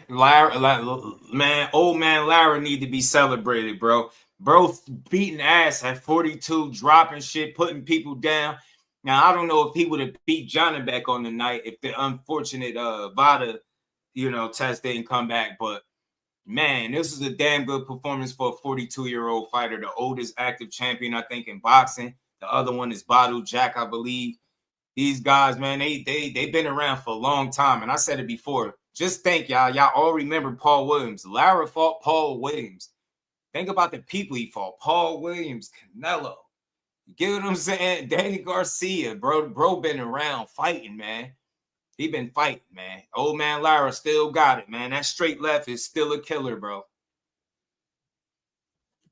That early with Gonzalez, and then he showed it late. If you could carry your power late into a fight like that, that tells me that Lara could have did more. He didn't get a great response from the fans, and that's tough because that could stop other opportunities for Lara. There's not a lot of reasons why fighters want to face a skilled, dangerous, experienced fighter like Lara, who's 42 years of age, without some serious reason. And the reason that he's given these promoters and other fighters to step up is the type of fights that he's been putting on, these knockouts and these stoppages, where he's old enough where fighters will take a risk like a Janabek, where, okay, if I beat a Lara, I get this on my resume, man, I got a marquee name now. And I can tell people that I have a marquee name. But if Lara continues to fight those kind of fights at this stage in his career, he may start hurting opportunities for himself moving forward, because it's an easy way for fighters and promoters to step aside and say, they robbed Lara. He's going to run. It's going to be a boring fight. So I think Lara could have stepped on the gas and really stayed in the pocket with Gonzalez in the midway point in that fight. And I think he really could have stepped. He really could have got him out of there, because though Johan Gonzalez looked strong and in shape, he looked like he had been in the gym when he got the call. I didn't see anything from Gonzalez that concerned me for Lara. I didn't see punches or a game plan that made me feel like, Lara, you need to box and get out of here, get your check, get the win, and move on. That's not what I got from Gonzalez. So I don't know why Lara went back to those ways, but I'd like to see Lara stay in the pocket like he was. Y'all know I'm boxing first. That's what I believe in. That's what I was raised on. So I'm not a guy that is quick to call a fighter boring because they didn't stand there and take a lot of punishment. But when you see that you could do more, when you see that there are opportunities, you want to take those opportunities, especially against a late minute replacement, and especially when you're at this stage in your career like Lara was. And I could agree with Andre Ward real quick. What he basically saying that, look, Lara, you had your man hurt. You had a man in front of you that you could have did a little bit more. You could have pressed. But I think maybe, just the last minute replacement, maybe the fact that Lara being an older guy, he just wanted to be safe, ain't really want to make the mistakes. But what Ward is saying, bro, you had your man. You could have did a little bit more. You could have pressed on it. And you could have stood in the pocket. You probably could have got your guy out of there, because I know you would have wanted to keep your 100% KO ratio intact for middleweight. Since you've been up there, you had all knockouts, and he was the guy that broke your knockout streak. Like, think about it. You stopped Danny Garcia, even though his father would tell you he stopped the fight, right? But you managed to stop Danny, right? You definitely could have stopped dude fight night, man. What's his name? Johan Gonzalez or something like that. You definitely could have stopped his ass Saturday, I believe. Respect for Ward keeping that same, man. Hell yeah, Z. I love listening to Andre Ward takes, bro. That's why I like this show. Winning covers a multitude of sins. He will get another opportunity, and I'm excited to see who Erislandy Lara will get another opportunity against. Here's a question. Me too. If you walked into a stash house full of $20 million, how much would from a fighter that's been in a long training camp and that's been making all the sacrifices? I had concerns with Fulton being 2 pounds over because you're moving up in weight. You're Let's talk about 4 pounds north of where you just previously were. Not to say that it still wasn't hard for him to make weight, because the misconception is that because a fighter is moving up in weight, that they're still not draining themselves to make that weight, even though it's a higher weight. Fulton gets pretty heavy in between fights. We talked about it right here on the Hall of Game. He said, I like my food. I like to relax after my training camps. I don't like to do much. And I don't know what happened to Fulton in camp. There's a lot of rumors circulating about personal issues or camp not going the way that it was supposed to. I know he had issues making the 130-pound limit, but the question is why? Why was Fulton not able to dial in and make the weight precisely the way he was supposed to? Right. As a fighter, I'm asking, why was his body not in the type of shape that he was supposed to be in. This fight was a long time coming. There was multiple cancellations. There was a lot of back and forth. I don't think it was real bad blood, but it was boxing bad blood. It's competitiveness. You want to fight me for my title. You think you're going to come up and wait and take what I have? Real quick, man. Razor. It's tough to call somebody washed up after 2 fights, after 2 losses to world-class type of guys. Anyway, undefeated still to this day, knocks out everybody. But Shakur Foster's on top of his game. He was moving up into his division. That wasn't a fight that he couldn't lose. People went into the fight saying it's a 50-50 fight. How is he washed up losing to a guy in a 50-50 type of scenario? That don't make you washed up. You just lost to the better man. He was better prepared and he executed. And you wasn't on top of your game. You blew weight. Maybe the personal issues outside the ring starting to catch up to you. You get what I'm saying? No, it's not. You can't see somebody washed up losing in a 50-50 fight, bro. Like, you get me? What I'm saying to you is, if he get into a fight with a guy that we deem him somebody he's supposed to beat, it don't matter if he lost every single round. I believe he lost 11-1. I believe he won the first round and lost the next 11. But it doesn't matter if you didn't make if you didn't put the right work in camp. You could put yourself in a situation where you're susceptible to losing every round because you're not in position. You was fighting at the wrong range. You couldn't cut the distance, couldn't get your offense on track. You blew weight. You looked out of shape. It was a lot of things going wrong. And then you hear the rumors that Andre Ward was talking about and things in your personal life, struggles in camp. I did hear that once or twice about him struggling in camp. I just never minded because you hear that shit all the time. So right now, nah, I don't think you can say, I don't think you can call him washed after 2 losses, bro. How are you washed losing to another guy, a champion? He just lost to a champion. So is Shakur Foster washed? Because he got 3 losses and a draw, if I'm not mistaken. Is he washed? You get what I'm saying? Was he washed when he lost his 3rd fight? When they gave it to Robson Conceição, was he washed? Because people were saying he wasn't it, and look what he did. He got his biggest win to date when people was questioning 3-4 fights in a row if he was still it, right? So I get you. To each his own, but I just think that's tough to say somebody is washed to losing in a 50-50 fight, bro. Somebody got to lose. The better man won. The more prepared man won. You know what I mean? Shot, executed, and he won. Cool Boy wasn't doing shit that, trainer wanted him to do. He just wasn't fighting. He didn't fight the right fight, bro. But let's keep going. Hit that like button, sub to the channel, put some color in the chat, support the grind. It's like, don't take it personal, but yeah, I'm getting ready to come get your belt. They had all of the makings of a great matchup that night. But as the fight unfolded, the fight started out like the script that everybody had written was thought was going to get played out. Shakur Foster, the bigger, more established fighter at the weight, not walking down, but putting subtle pressure on Steve. Yeah, then you got to consider that bigger guy, more established at the weight. You don't always just move up and beat the guy right there. You don't always just move up and win. Shakur handled business. He fought like he was the champion. He won. He stood on all types of business. Stephen Fulton, and many believe that Stephen Fulton had to box. He's the smaller fighter. He doesn't punch as hard as Foster, so he better be smart. And that's what we saw in the first couple rounds. But that's not all I saw. I saw the script as it was written being played out, but I also saw Fulton not being confident. And I don't know if that's because of the weight issues, because oftentimes as a fighter, you don't always feel great going into a fight. The goal is for everything to peak: your sharpness mentally, your focus, your physical prowess, listen to a Hall of Famer break it down. Weight, you want to make weight the right way.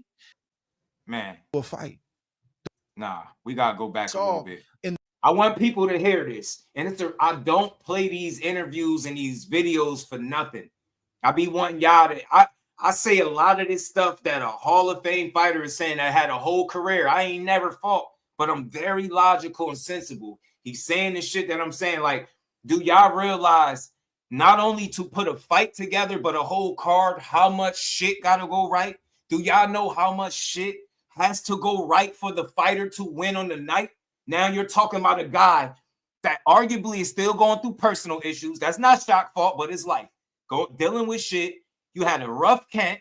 You moving up in weight, but you still miss weight because you probably had a fat camp from gaining all that weight in between fights. You had multiple postponements. You are a guy that likes your food. It's a situation to fail if you're not disciplined. And he, in between fights, he's not disciplined. You're telling me a fight that gets called off or postponed 2-3 times, that's like giving him, you get what I'm saying? That's like you get what I'm saying? That's like being in between fights. So he probably ate, gained a bunch of weight, had to lose a bunch of weight in camp. That shit didn't work out. You had a fat camp. How do you move up in weight and still blow weight? Not by a couple of ounces, 2 pounds.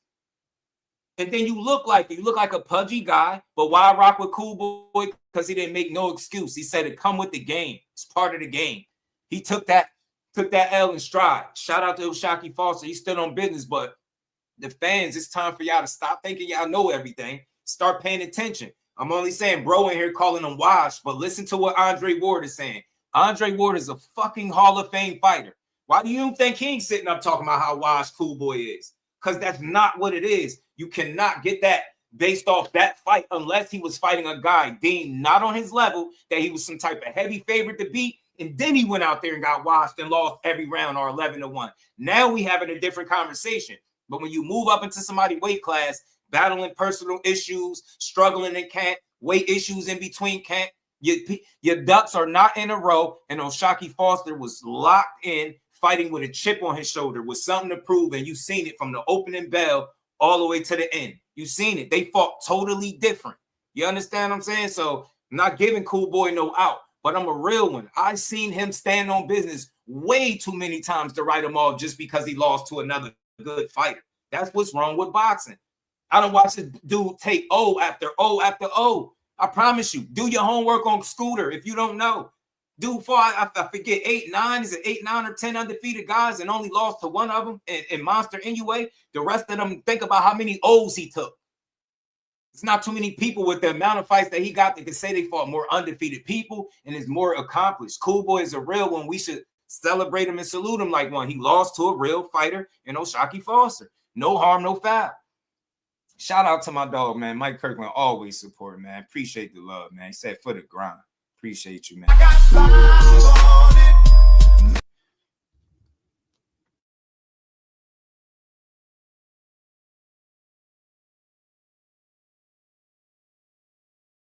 it. Shout out to my brother Mike Kirkland. Appreciate you. So I just want you, I don't want nobody to change their opinion, but just consider something else to think about. Think about what Andre Ward is saying in this clip and why he not just saying Cool Boy is some washed up fighter.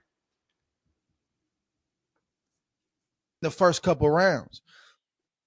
But that's not all I saw.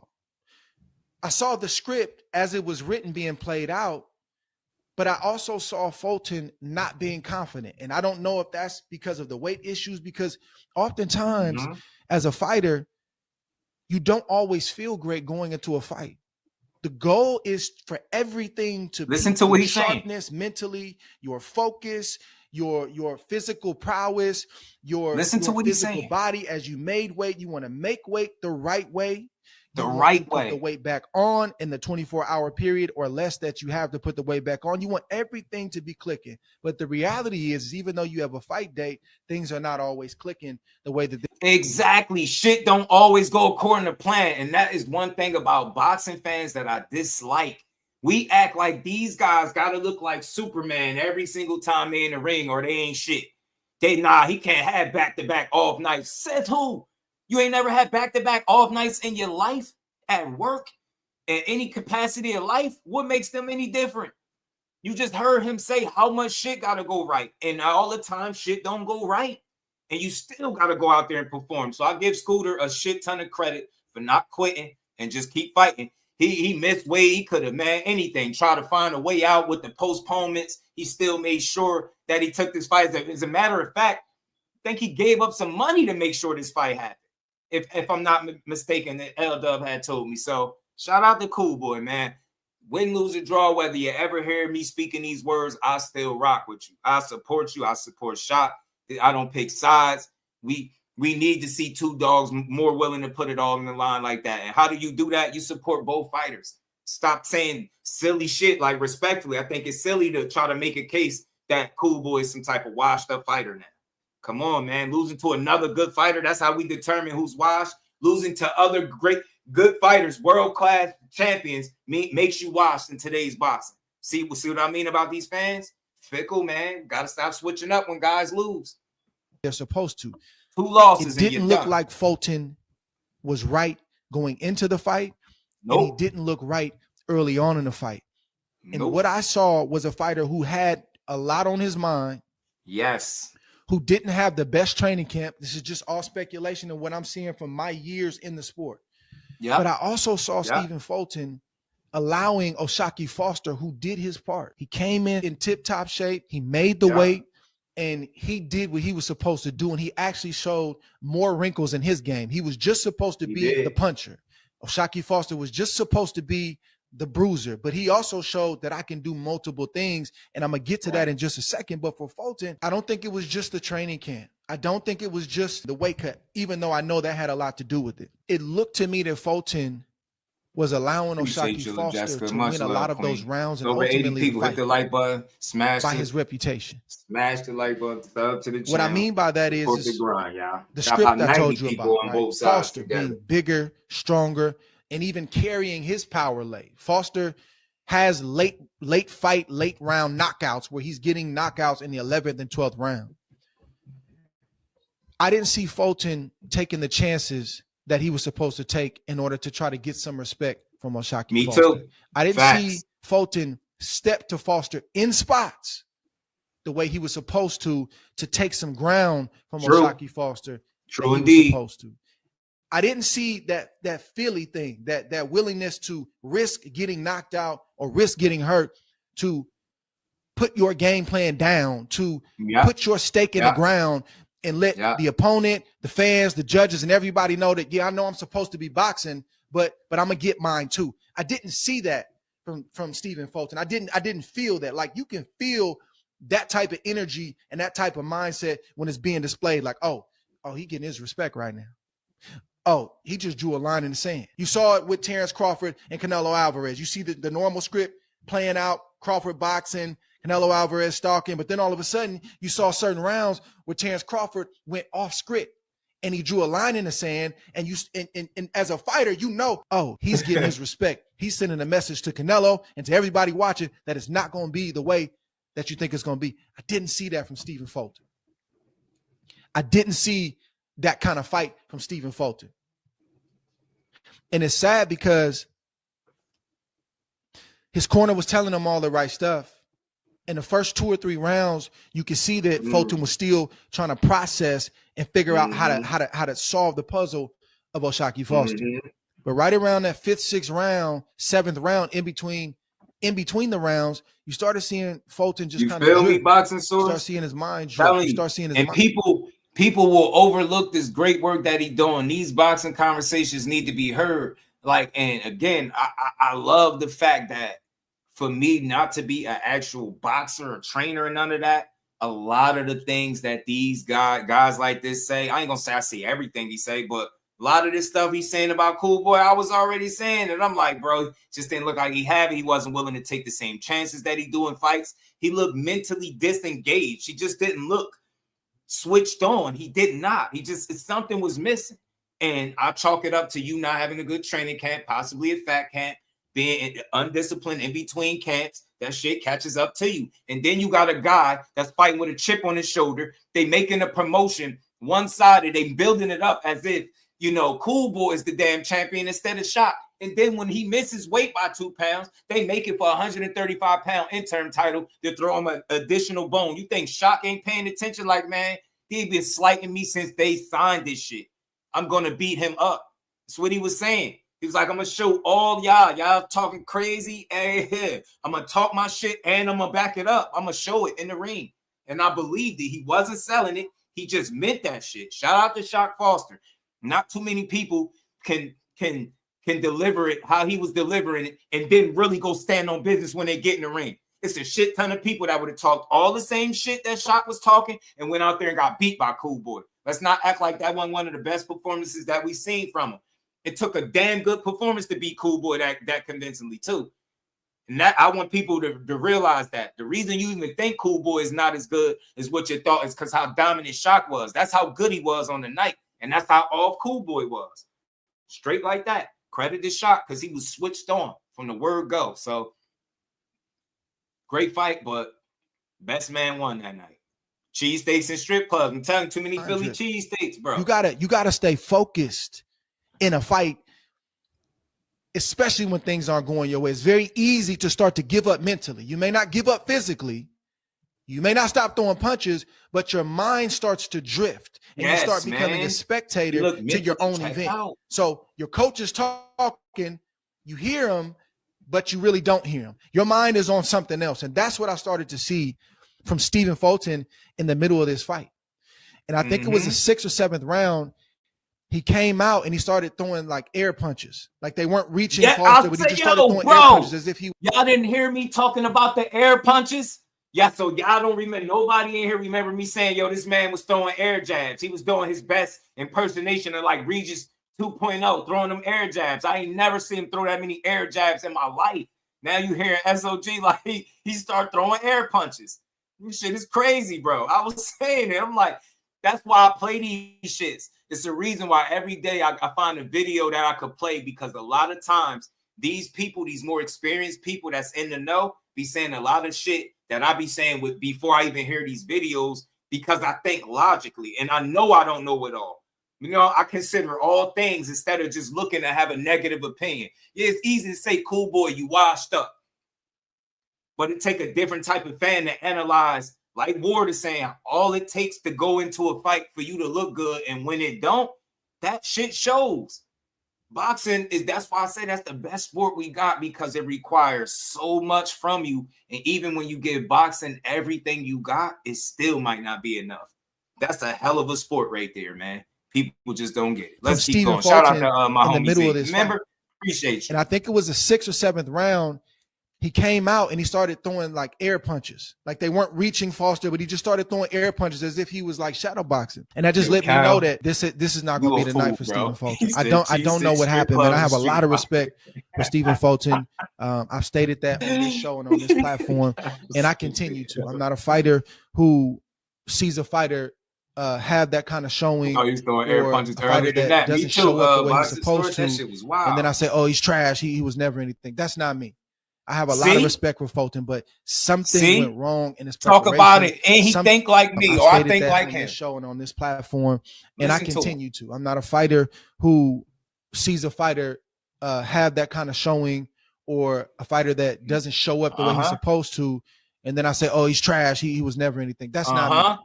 I have a lot of respect for Fulton, but something went wrong in his preparation. Something was wrong the week of the fight, and something wasn't right with him on fight night. But that being, God damn, Ward, this is really he, out of any fighter that I liked a lot and really rock with while he was active, like he is definitely becoming one of my absolute favorite fighters after retirement. Like a guy that had a whole career, and retired fighter that's actively like still contributed to the sport, like in this space that he's in.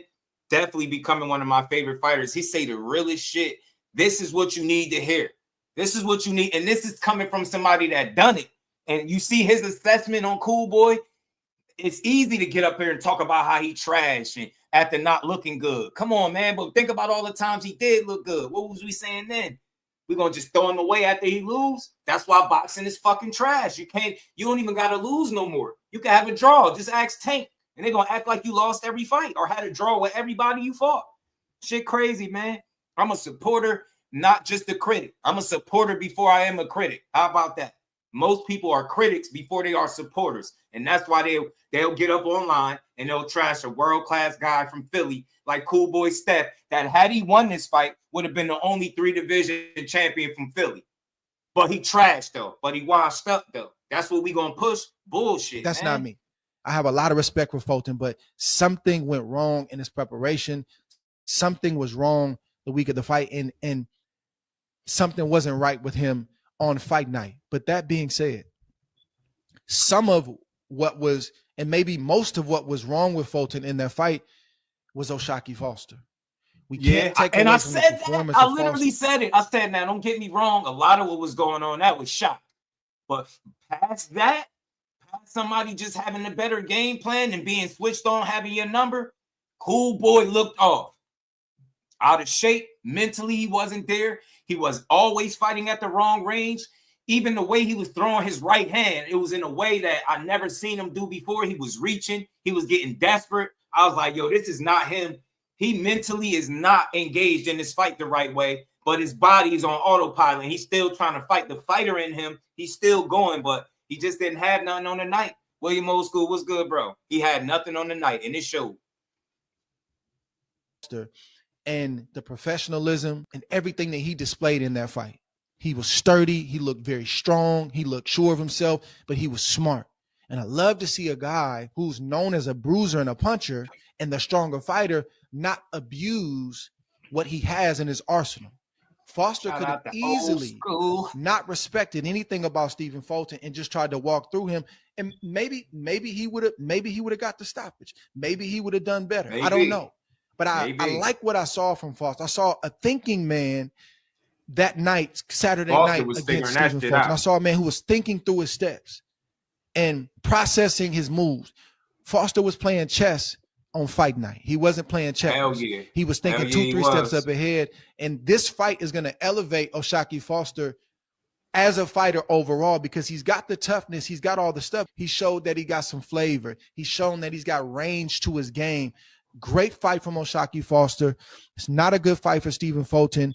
And he's got to go back and he's got to seen too, by far best performance and honest with himself about what went wrong, if anything went wrong in his personal life, in training camp, mentally, if he just didn't believe that he can win. I didn't see a confident Stephen Fulton. Me neither. You cannot he was knock never a fighter confident. who takes a chance to win and comes up short. But it's tough. And I know that Stephen Fulton's feeling this right now.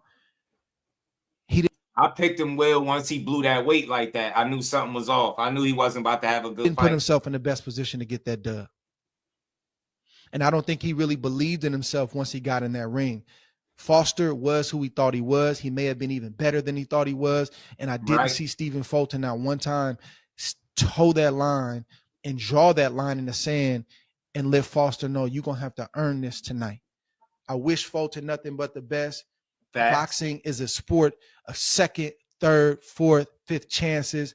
I believe that he's going to get back to where he was. I'm hoping that he gets back to where you heard what he said right there. Hold on, bro. Like, ain't gonna just mull over this shit tonight. Listen to him. I wish Fulton nothing but the best.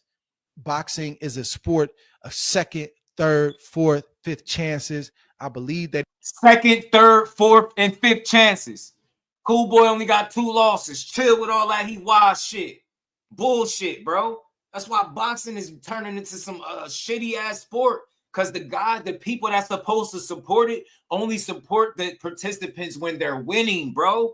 When they're winning. Oceanique, you know what I mean, is the right way to say it, is a prime example of why you don't count somebody out when they lose. The guy lost twice early in his career and turned around and went on to be a damn world champion and just beat one of the best fighters in the world in Cool Boy Steph. He doing his best work after he lost. What do you mean people watched after 2? And he got 3 losses. With a draw from shit, don't he? Come on, man. He got all type of, man. I don't know, man. Shock is a prime example of somebody that that's why you don't sleep on people. You give credit where it's due, man. You put that work in, you get the results. That's why you got to be happy for a dude like Oceanique. You know what I mean? Shout out to Bobby Ben, man. Shout out to Bobby for sure. Shout out to them, man, because he got a good team. He's going to get back to where he was. I'm hoping that he gets back to where he was and that he's able to make adjustments. Cool Boy lost to some good guys. Monster and Shock ain't no chumps, and Monster still undefeated. And who got, Cool Boy shit? Shock and Dan Monster be a wild ass fight. Monster be out here sleeping shit. So ain't no shame in that, man. It's because everybody's story is different. Some fighters, they don't lose. That's why Bobby Some fighters never have the bad night or the bad performance, but it doesn't mean they haven't gone through things. They had their own struggles in their own fights. Stephen Fulton has had his struggles and has had his fights in the boxing ring, but thus far he's always overcame those struggles. And I'm hoping and believing that he'll do it again. And the future is bright for O'Shaquie Foster. O'Shaquie Foster, he's got history with Shakur Stevenson, and his quote after the fight was, "I want Shakur Stevenson." He said, "I've been saying it for the longest, but it looks like he's going to be fighting at 140, so I have to choose either 130 or 135. I'll see what happens and make a decision from there." Excited about the. And he made his decision to keep his 30-pound title and vacate the interim at 135. So all y'all talking about is duck talk. Y'all gonna have to find a new narrative. Y'all gonna have to actually focus on Shakur and Teo fight, the fight that's scheduled to happen 31st of January. Yeah, that one. Not the fight that was never scheduled and wasn't put together just yet. Shout out to Shockey, because all the energy he showed, he did exactly what he's supposed to. You see a guy that you want to fight that people think is good, and you like, I know he ain't as good as what y'all think, and you want to prove it inside the ring, you do exactly what O'Shaquie Foster do. Try to put yourself in position. But I think at the end of the day, he made a better decision. He made a smart decision on to keep his title at 130 pounds. You know what I'm saying? Congratulations to yours truly, true fan, and your brother. Shout out to Freddie Williams, man. Shout out to you, fan. Appreciate you. Pick Foster because when I seen Cool Boy fight a slick boxer, I couldn't find anyone. In my opinion, Foster style is all wrong for Cool Boy. I get what you're saying, but I look at it like this. It wasn't that, right? I think he needed things to be on point. He could ill afford to be in the ring with O'Shaquie Foster overweight, not on point, and that's what he was. And he was already behind the 8 ball once he blew the weight. It was over. You get what I'm saying? The postponements. But I get what you're saying, just the style. You felt like the style, nobody fought like O'Shaquie Foster, and it was going to be a different challenge for him. I get you. I understand where you're coming from. But it's not like it's a guy that he couldn't have beat because of his style, but that's a guy that you won't beat when you're not focused. Shaq was locked in. Locked in. Look at his eyes. He was fighting like he seen a ghost that he wasn't scared of. Like, I see you, but I ain't scared. Like, hey, you get me? Eyes wide open. Like, but not the deer in the headlights. Not the like, oh, shit, I don't know what's going on. Shaq was like, I see everything you doing, and I got something for everything you doing. Everything you want to do, I got an answer for it. I'm telling you, it's just he was locked in. He was like a man possessed, bro. He was like, yeah, he was on some shit, man. Talk about being in your bag. Shaq was in his. He was in his damn bag, man. Future of O'Shaquie Foster. And it was fun to watch. It was hard to watch a little bit because it was cool. And once again, man, big things up ahead for Foster. What's going on? It's Barack the Boxing Bully, and we got some heat coming your way. These are fights. Well, that's the gist of what I wanted to hear y'all to hear. His comments about Cool Boy and you know, he said a lot of the things that I said too, man. And the last thing I'll bring up before we head out, shout out to everybody. It's over 60 people still in the building. Hit the like button, sub to the channel. Support the grind. One of the last things I wanted to touch on was this. I seen this briefly. I'm gonna go look into it some more, see if I could find any other information on it. It's only right to report on this if you reported on it when it initially happened. You know, I see this is from Ellie Sekback. Shout out to my guy for sending this to me. He's saying, you know, breaking news, personal sources have disclosed that Gervonta Davis will face Pitbull Cruz again in the middle of 2026. Additionally, CCV footage has shown that Gervonta was not in the club, which contributed to the dismissal of his case as he is now returning to boxing soon. So they saying innocent, even though he spelled the hell out of that word wrong, but he probably was excited typing for his idol, Tank Davis. So he messed the word up. But look, if I could report on it when they put it out there, I could report on this side. I will hope that he got enough, I don't know what to call it, like integrity, should I say, not to put this up there and just be going out of nowhere. He's saying personal sources. So maybe he got some kind of source that's letting him know, look, Tank name got cleared, the case getting dismissed, and he going to return to boxing and possibly face Pitbull Cruz. So I don't know how true the Pitbull Cruz is. The thing that I root for, though, is the dismissal of the case so he can resume his career if that's what he chooses to do. But we've seen him speak about, you know, when his knee get better, fighting Pitbull Cruz. I don't know, maybe he was trolling, maybe he wasn't, but then you see this come out. You see it from Ellie, and he's saying sources close to that situation has disclosed that his Pitbull looking like his next, and that case going to be dismissed. So that's a win for Gervonta Davis. That's a win for Tank fans, the Tank Maniacs. It's a win. It's a win, but if you're a real one, you was never rooting for his downfall. No way. You just wanted to see what he was going to do. Bro, man.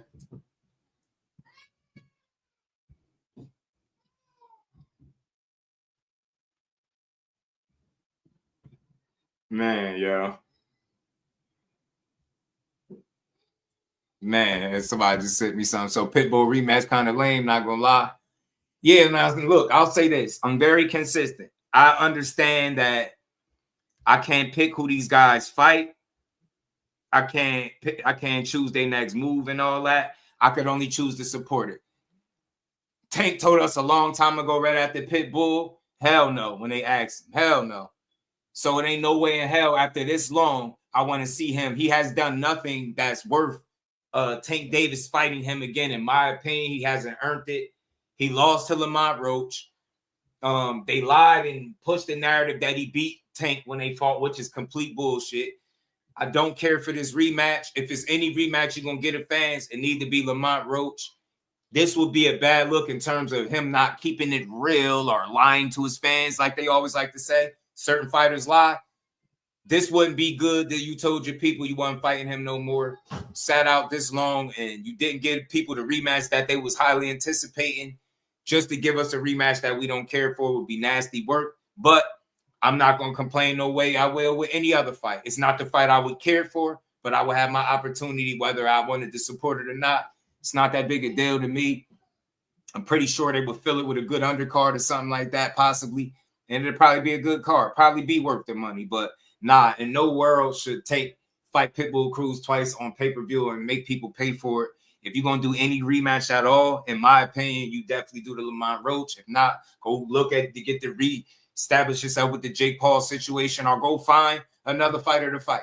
You know what I'm saying? I really don't care to see him face Pitbull, but like I said, I ain't here to complain, but I want to see what his fans gonna say if this is in fact what he's doing next. Like I said, this ain't the ideal fight, but it's life and it's boxing, man. And sometimes these guys, they make decisions that we can't explain, and that this would be one of them. This would be one of them. And real quick, man, these was the punch numbers, bro, or whatever or what I think the score should have been, yo. I keep people been arguing with me since the fight. I don't care what you say. If you're telling me Pitbull Cruz won or it was a draw and you cool with that, I'm not arguing, but I'm standing on what I'm saying. Lamont Roach beat him. He started slow. Pitbull started faster. Got that knockdown. Lamont Roach fought well enough in the first half to keep the fight respectable. And in the second half, he started putting rounds in the bank back to back to back because Pitbull Cruz started boxing instead of fighting. He got tired, gassed, and Lamont Roach took advantage of it. And I do think the fight was relatively very close, but I think Lamont Roach edged it out. I don't care what nobody say. PBC jobbed him again. PBC, Amazon Prime. I don't know who you want to call it, but I don't even want to put a PBC on it. I just want to say the business of boxing jerked Lamont Roach again. In my opinion, I felt like he won his last two fights. And because he was in there with guys that are deemed more popular than him, he didn't get the nod in either situation. Either situation. I felt like if he would have lost and Pitbull truly won, then it would have been a dub. The fact that the more popular guy for the second time in a row got a draw, in my opinion, is a dead giveaway that they took fights from him. That's just what I'm saying. Your title should read Teo versus Shakur. Nah, I did that yesterday, Godspeed. That's petty. I did that already, though. Shout out to the homie, Dodge J. It is Teo versus Shakur, though, just so you know. But I just wrote it like that because I was rushing. You know what I'm saying? So don't think much of it. It's Teofimo Lopez versus Shakur Stevenson. I know that. But that's small shit. Shakur walking away with the dub, though. I bet you that, though, Godspeed. You hear me? Shakur going to walk away with that dub. But he is the champion, so his name is first and all that good stuff. But we don't care about shit like that over here. You know? That's small stuff. You know what I mean? I was this close to not coming on today. I just want the record to reflect. Shout out to my bro Dodge Day. Appreciate the love and the support, my guy. Putting the color.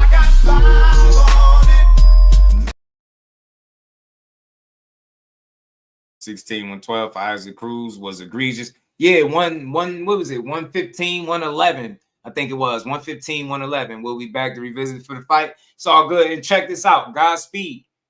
It's a 50-50 fight that either guy could win. I'm just rocking with Corey unapologetically. But both guys, win, lose, or draw, gonna get their respect. If Teo proved me wrong, he gonna get his just due for the rest of the month. You dig? Oh shit, that's the last day of the month. Yeah, like I said, Tio gonna get his just due for the rest of January. But over here, we support the fighter, win, lose, or draw, bro. Like Shakur just happened to be my guy. I'm a Jersey guy, that's my guy. But I support them all, and I'm realistic. Tio is a tough fight for anybody, especially on his A game and fully focused. So 50-50 fight, may the best man win. I think Shakur pulls that off. I think Tio makes enough mistakes that Shakur can take advantage of. And I think Shakur is more of a physical specimen than what people give him credit for. What he's mastered is the mental side of the game, and I think that's what people overlook. That's why they continue to get beat by him. I think Tio and his dad making the same mistake. They keep talking about punching power and, I'm going to knock him out and, he don't hit hard and this. I don't want to hear that stuff. So may the best man win, but we got a great one, know what I'm saying? But I was this close to not making it on today, and we made it on, and we had a dope build. So I want to say I appreciate everybody for rocking out through the whole live, man. We got some more stuff we're going to talk about tomorrow, some stuff we're going to get to. Going to flood angles and workload. The good thing is, Godspeed, if Tio does use some angles, it's not like Core won't be able to deal with him. And if, he tries to up the workload, think about it. Shakur just fought the most active fighter in boxing in terms of punching, right? Don't nobody in boxing throw more punches than William Zepeda, right? So I felt like Shakur got really good. He got pushed to a degree. Shakur got pushed to a degree in his last fight against William Zepeda. Tio was able to coast because he was in there with a guy that athletically he was so much better than that he just couldn't keep up with him, right? And he didn't have the answers. He got some good shots in there, but not nearly enough. I think Shakur and Tio are closer to each other in terms of athleticism, even though Tio might be the slightly more athletic guy. For sure, he might be the more athletic guy, but he ain't the smarter fighter. And I believe that is where the fight will be won, mental, as well as Shakur putting that physical to complement where he is mentally in the game of boxing. You get what I'm saying? Shout out to the homie Dodge. Appreciate that love, man. Appreciate you, Queen, man, as always. Big Dog Willie, my guy. Appreciate you coming back through it in the super chat. Said Tank should be shamed for ducking the Rhodes rematch. Tank Maniacs are changing their tune. And Tank Maniacs had the nerves to criticize Shakur. I heard somebody say they hope he don't rematch Lamont Roach, and they hope he fight Pitbull Cruz. I'm telling you right now, I don't have no smoke for nobody's opinion. It's all good, but I noticed something about people that favorite fighter is Tank. They make up, they switch this shit up as they go along. I swear, bro. I swear. At first, it was like they argued with me that he was giving him the rematch. They argued with Big Dog Willie that he wasn't gonna fight Jake. They was wrong about both, right? They was wrong. Like the rematch didn't come. The Jake Paul fight was coming. Then they, end up being off, and now they're about to celebrate him rematching a guy that they also argued with us about, based on his own words, that he wouldn't fight. It's nasty work. Them super duper fans, they scrambling right now. They scrambling, and they're not real fans of the sport. They fans of a few boxers, and that's it. Shout out to Tank. Unlike them, I really rock with him. I want to see the dude win inside, outside the ring. Unless you fighting the Brick City native, then we talking something different. But other than that, I'm rooting for Tank. I'm rooting for boxing, man. Shout out to my dog.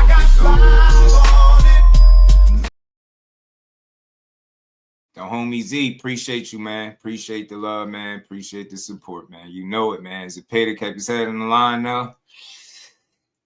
True. But Tio is known to keep his head on the line too. Godspeed. Go back and look at the fight with Loma. From go to like round 7 on, and go look at how Loma was putting them rounds in the bank, and Tio head was right on the line. So Tio has moments where he don't get his head off the line too. But I get what you're saying. Tio is definitely knows Zepeda. He's far more athletic. I think he's gonna be a far different puzzle than what Zepeda was, respectfully. You cooking smothered pork chops and a roux gravy. Shout out to you, William Old School. Shout out to you. Appreciate the likes, appreciate the support. Still over 50 people in here. Hit the like button, sub to the channel. Most importantly, after you sub to the channel, to everybody in here rocking with, make sure you turn your notifications on so we keep building, keep growing. We're gonna be back tomorrow, strong, to close the week out, build on the sport of boxing, and give everybody and boxing is just due. So with that, I appreciate everybody that came through, everybody that supported. Much love. Will, enjoy your den. Everybody in the building, man, y'all enjoy the rest of y'all good Thursday, man. Brick City last night at work. North Crazy, ain't it, Tim? North Crazy. Shout out to my Jersey brother, Tim Layton. Fabit G's, what it do? Taking Frank at 40. That'd be a cool fight, but I don't know if we ever see Tank up at 140, but it'll be interesting if we did.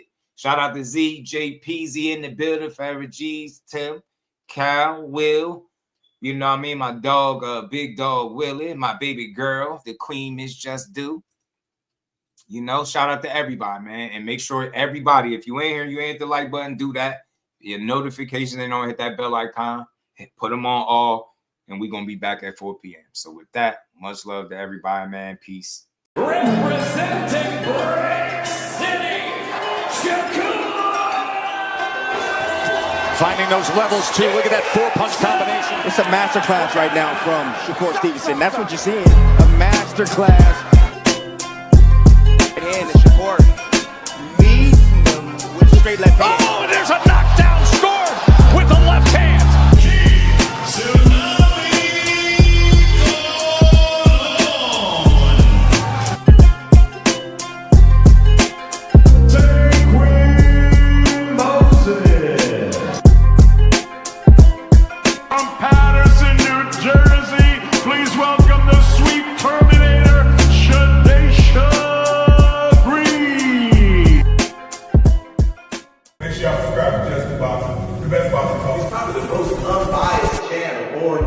Right now, we're going to give him his just due. Shout out to my brother Just